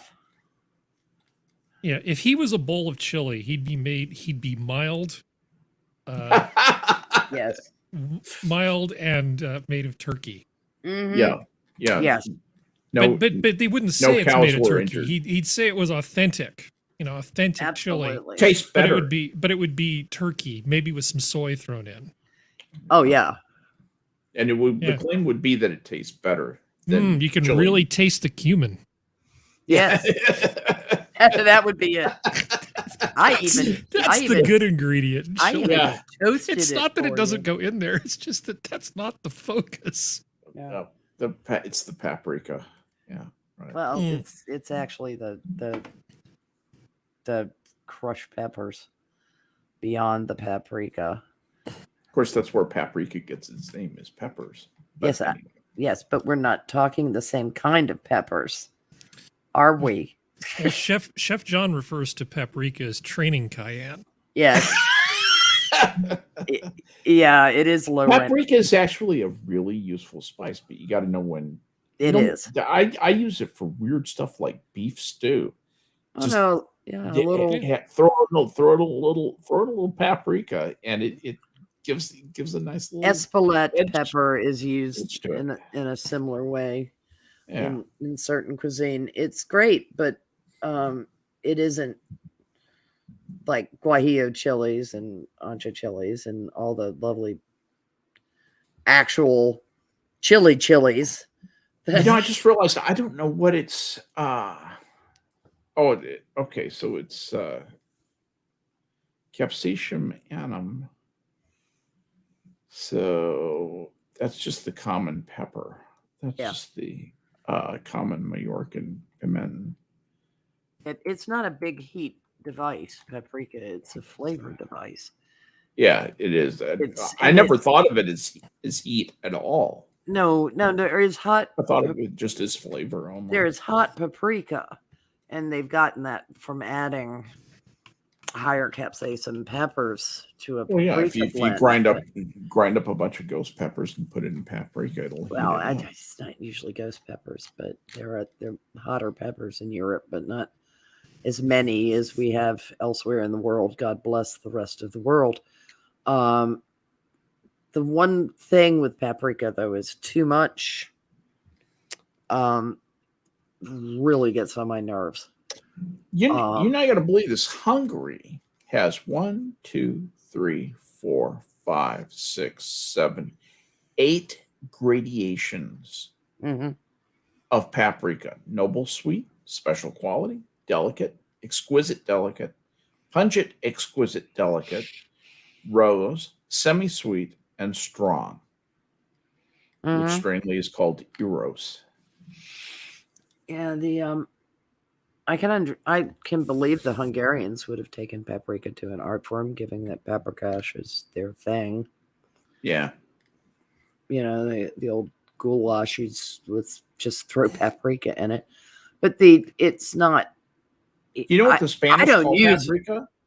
Wow. They call it pimenton. Pimenton. I did not know that. I did not know that's where pimento came from. Yeah, pimento is a red pepper. Well, I know it's a red pepper. I just didn't realize that pimenton. That paprika was called pimenton. I didn't realize that was the same thing, I guess is what I'm saying. I knew that.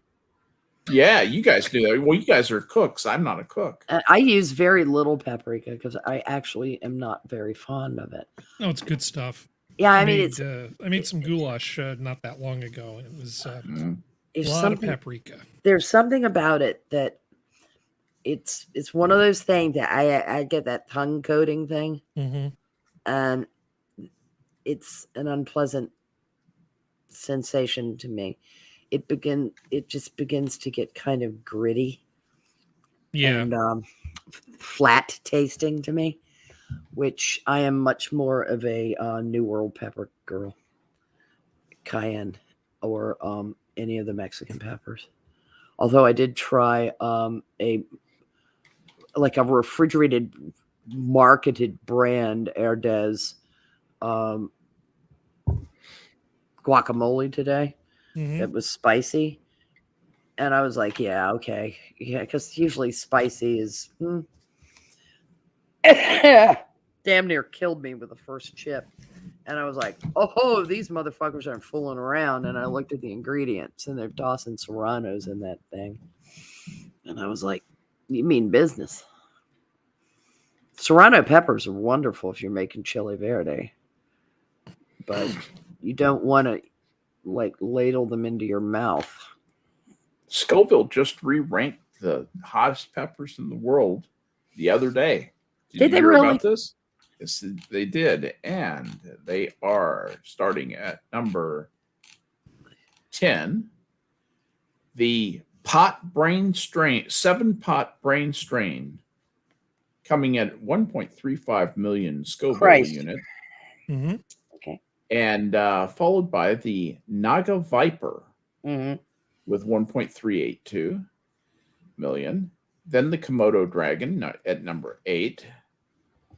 Trinidad Scorpion, we're up to 1.46 million Scoville units. So 1.5 million Scoville units roughly in that area. And then tied for 6 and 7 with the Trinidad Scorpion is the 7-pot Primo. Then in 5th place at an even 1.5 million Scovilles, we have the Dorset Naga. Then the Pot Douglas, sounds like, that comes from Trinidad, interesting. And then the Trinidad Scorpion coming at number 3, which can be up to 2 million Scoville units. And then the number 2 Chocolate Butla, which looks so good. I just want to try one. It just looks wonderful. I want to eat one. And number 1, good old Carolina Reaper did it again. Hot damn. It's been rebred back in at a whopping 2.2. So they broke the 2 million mark. 2.2 million Scoville units. Never count Kakalaki down and out. Damn. My God, though, it's so funny, of all places in the world, for the hottest. Yeah, the Scoville unit. I know that is ironic, but it's 10% hotter than the number 2, the Chocolate Butla, which was a cross between the Douglas 7, which is also on this list, and they crossed it to a ghost pepper. So yeah. Interesting. What's interesting to me is I understand the appreciation of very hot of food poisoning. Yeah, go ahead and say it. Oh yeah, I mean, but that's what this is. Yeah, people love that endorphin rush. Yeah, they really do. I'm about flavor, and I'd like to be able to taste the actual food and not just lose all sensation on my tongue. That's one thing about this, is this stuff just fries your and you're not going to taste anything possibly for days. Yeah, just stick with your Guajillo, your Aleppo, your Anaheim. Those are fine peppers. Yeah, they you are. Don't need, it's not a thing where. Are you being sarcastic? Because I like Anaheim peppers. I'm not being sarcastic. Oh, good. I'm saying these are good peppers. Pasilla pepper. Mm-hmm. You don't have to flirt with danger up in the, exactly. Well, it's 2 million millirem range. I used 4.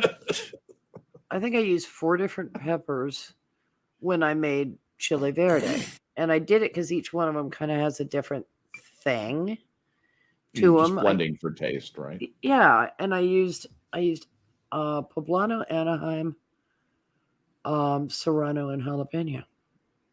Poblano and serrano peppers are delicious. I love those. Well, I love serranos, but they can be pretty brutal. And You mean in heat? Yes, they're hotter than Take jalapenos. Take the seeds out. Yeah, they are brutal with the seeds. Well, one of the things about making chile verde is you make the verde sauce, and what I discovered is when you taste the verde sauce, you've got to think to yourself, oh Christ, this is too hot. This is nuts. Because the cooking process, when you add it to the pork and the onion and garlic, the pork is really going to take that heat down.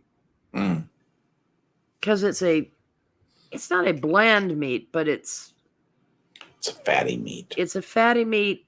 And when you have oil, you have some protection from the heat.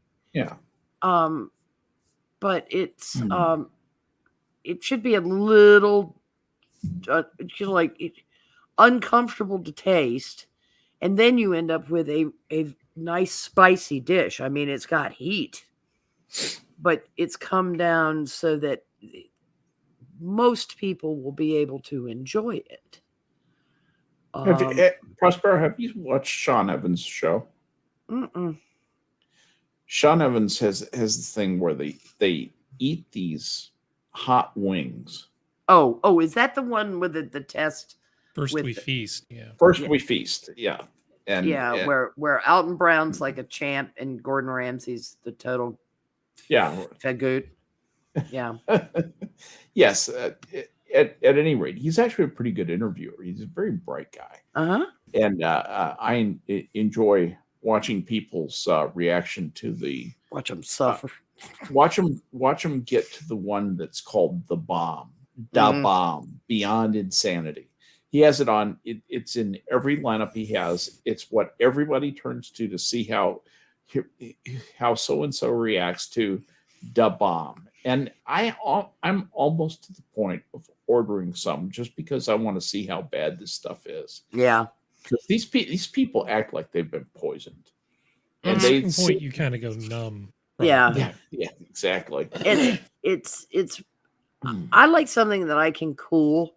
Like I like a very spicy dish that I can cool with something like refried beans or a little guacamole or something that's fatty, but not drink it. I don't want to drink I don't want to be in pain. No, and I'd like to taste the rest of the food. Yeah, and I'd like to enjoy the food. Thanks. Yeah, exactly. Yeah, I mean, I can remember way back. This was in the early 80s when I had no experience with Szechuan. I ended up eating one of the peppers because nobody told me not to. And I thought I was going to die. I couldn't taste anything. My nose was running. My eyes were running. I was coughing like a lunatic. And yeah, the endorphin rush was great. But I mean, to me back then, Chinese mustard was hot. Wasabi was hot. Those are more, what I like about Chinese mustard is if my head's stuffed up, the same with wasabi, it kind of radiates up through the roof of your mouth and blows your sinuses open. It's got that kind of effect. Depends on how much wasabi you eat at one time. Well, yeah. I was at a fusion place in San Francisco, and I know I've told this story before. So, and it was one of those places where lots of different things just were culturally appropriated on the same plate. And I ate one of those, wadges of wasabi that's like your thumb. Yeah. Thinking it was pesto because there were both things on the plate. And I became really physically ill. Yeah. It was not a good 24 hours.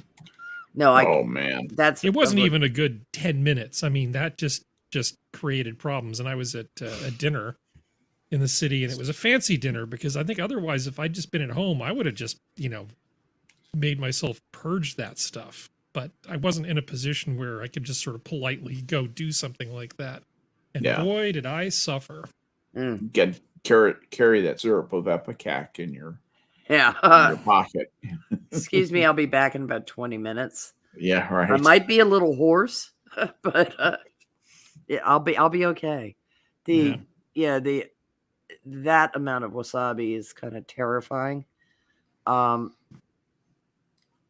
But I do like that through the roof of the mouth, almost effervescence that some heat has, where other is it hits your tongue goes numb, and you think, I could be eating tofu, which I despise, or I could be eating Dover sole. I'd have no idea. It's like your mouth becomes insensate. You don't even get texture all that clearly anymore. That doesn't make any sense to me. Regardless of what it does to the rest of your gastrointestinal system. Oh, it destroyed me. I mean, I felt physically ill. I felt like I was going to throw up anyway, and then I started breaking out in a sweat. Ugh. And just sort of, I swear I felt like I was on the verge of almost getting kind of delirious. I mean, I was messed up. And you wouldn't have thought I wouldn't have thought that if somebody told me ahead of time that it would have been that big a deal. It was. It did bad things to me. Yeah, it's too much. I had to leave the dinner early. Oh man. It's always fun to be far away from home when something like that happens too. Oh, yeah. Because then your singular focus is get home, get home, get home, get home, get home. Yeah. And that's a terrible feeling that you remember for forever. Because it's just you're clinging to, please let me just get home where I can fall apart. Yeah. It was one of the dumber things I've done, drop a Bowflex on my face, eat like a thumb-sized portion of wasabi. There's a handful of things I've done in my life that were really stupid. You have to have a bucket list for dumb things, and now that's off your dumb bucket list. You can do that. I like these people who don't know how to measure who go bungee jumping. Yeah. Darwin jumping. Yeah.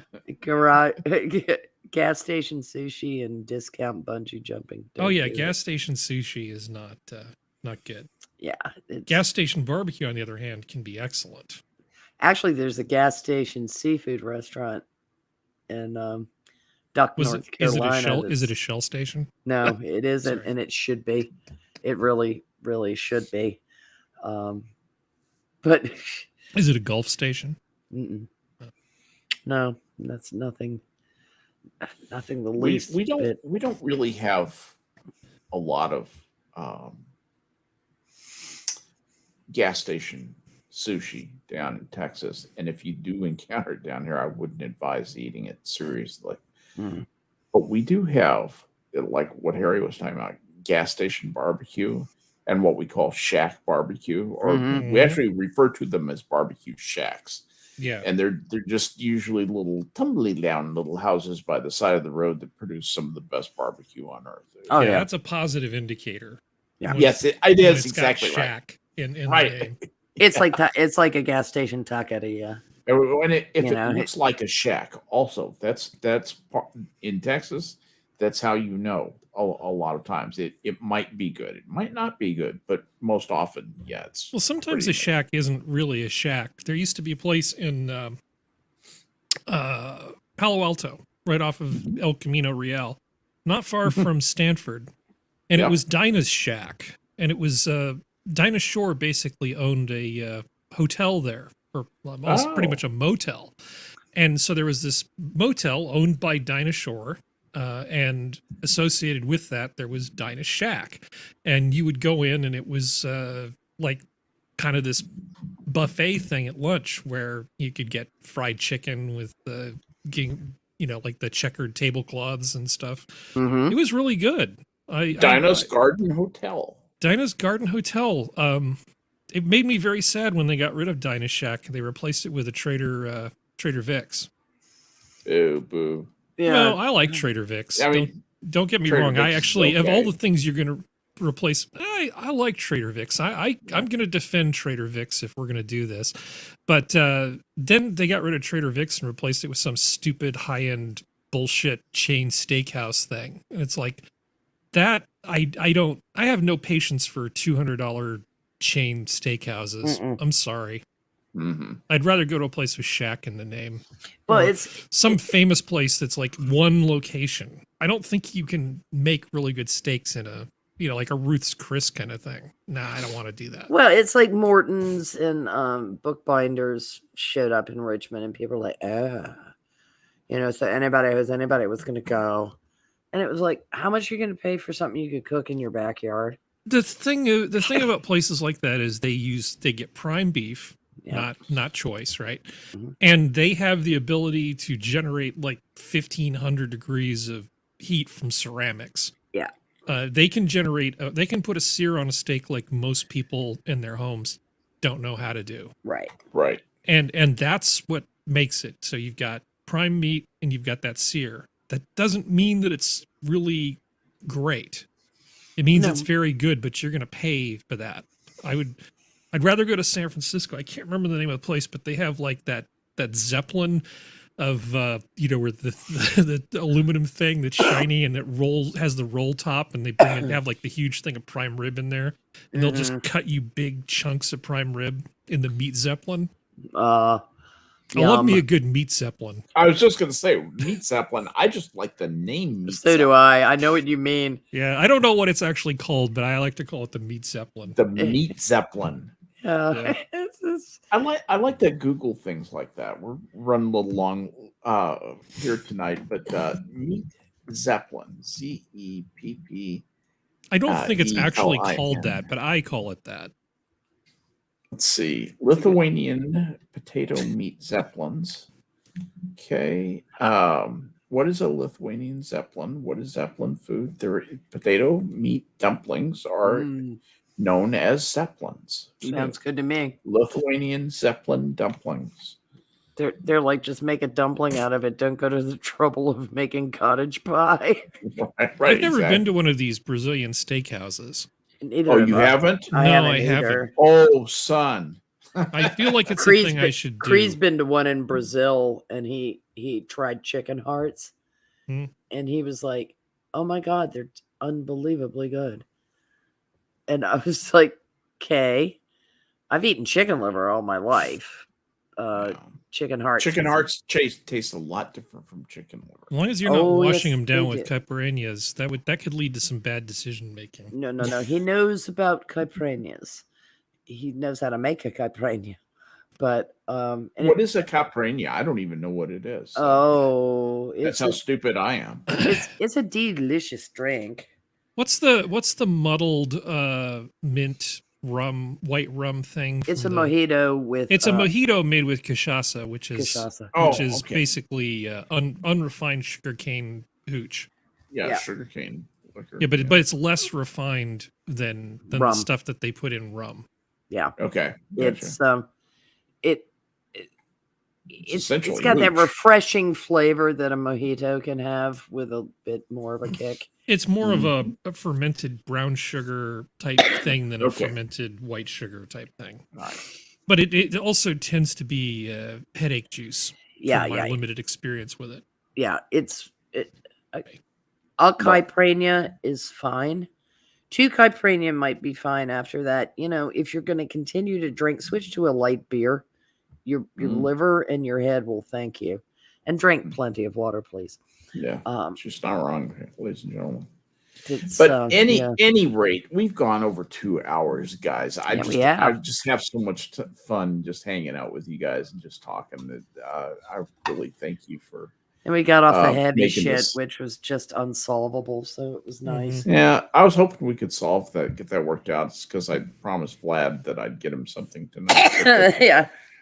I wish we could solve it too. Yeah, we gave it a shot. I do want to thank chat for coming out and listening to us maunder on for a couple of hours, and we do it for you. But we also do it because it's a lot of fun. We enjoy hanging out together. Thanks to Johnny Hellcat for joining us. Hope Blind Press is okay. She probably was just tired and wisely went to bed. But we're going to call it an evening here at the zoo.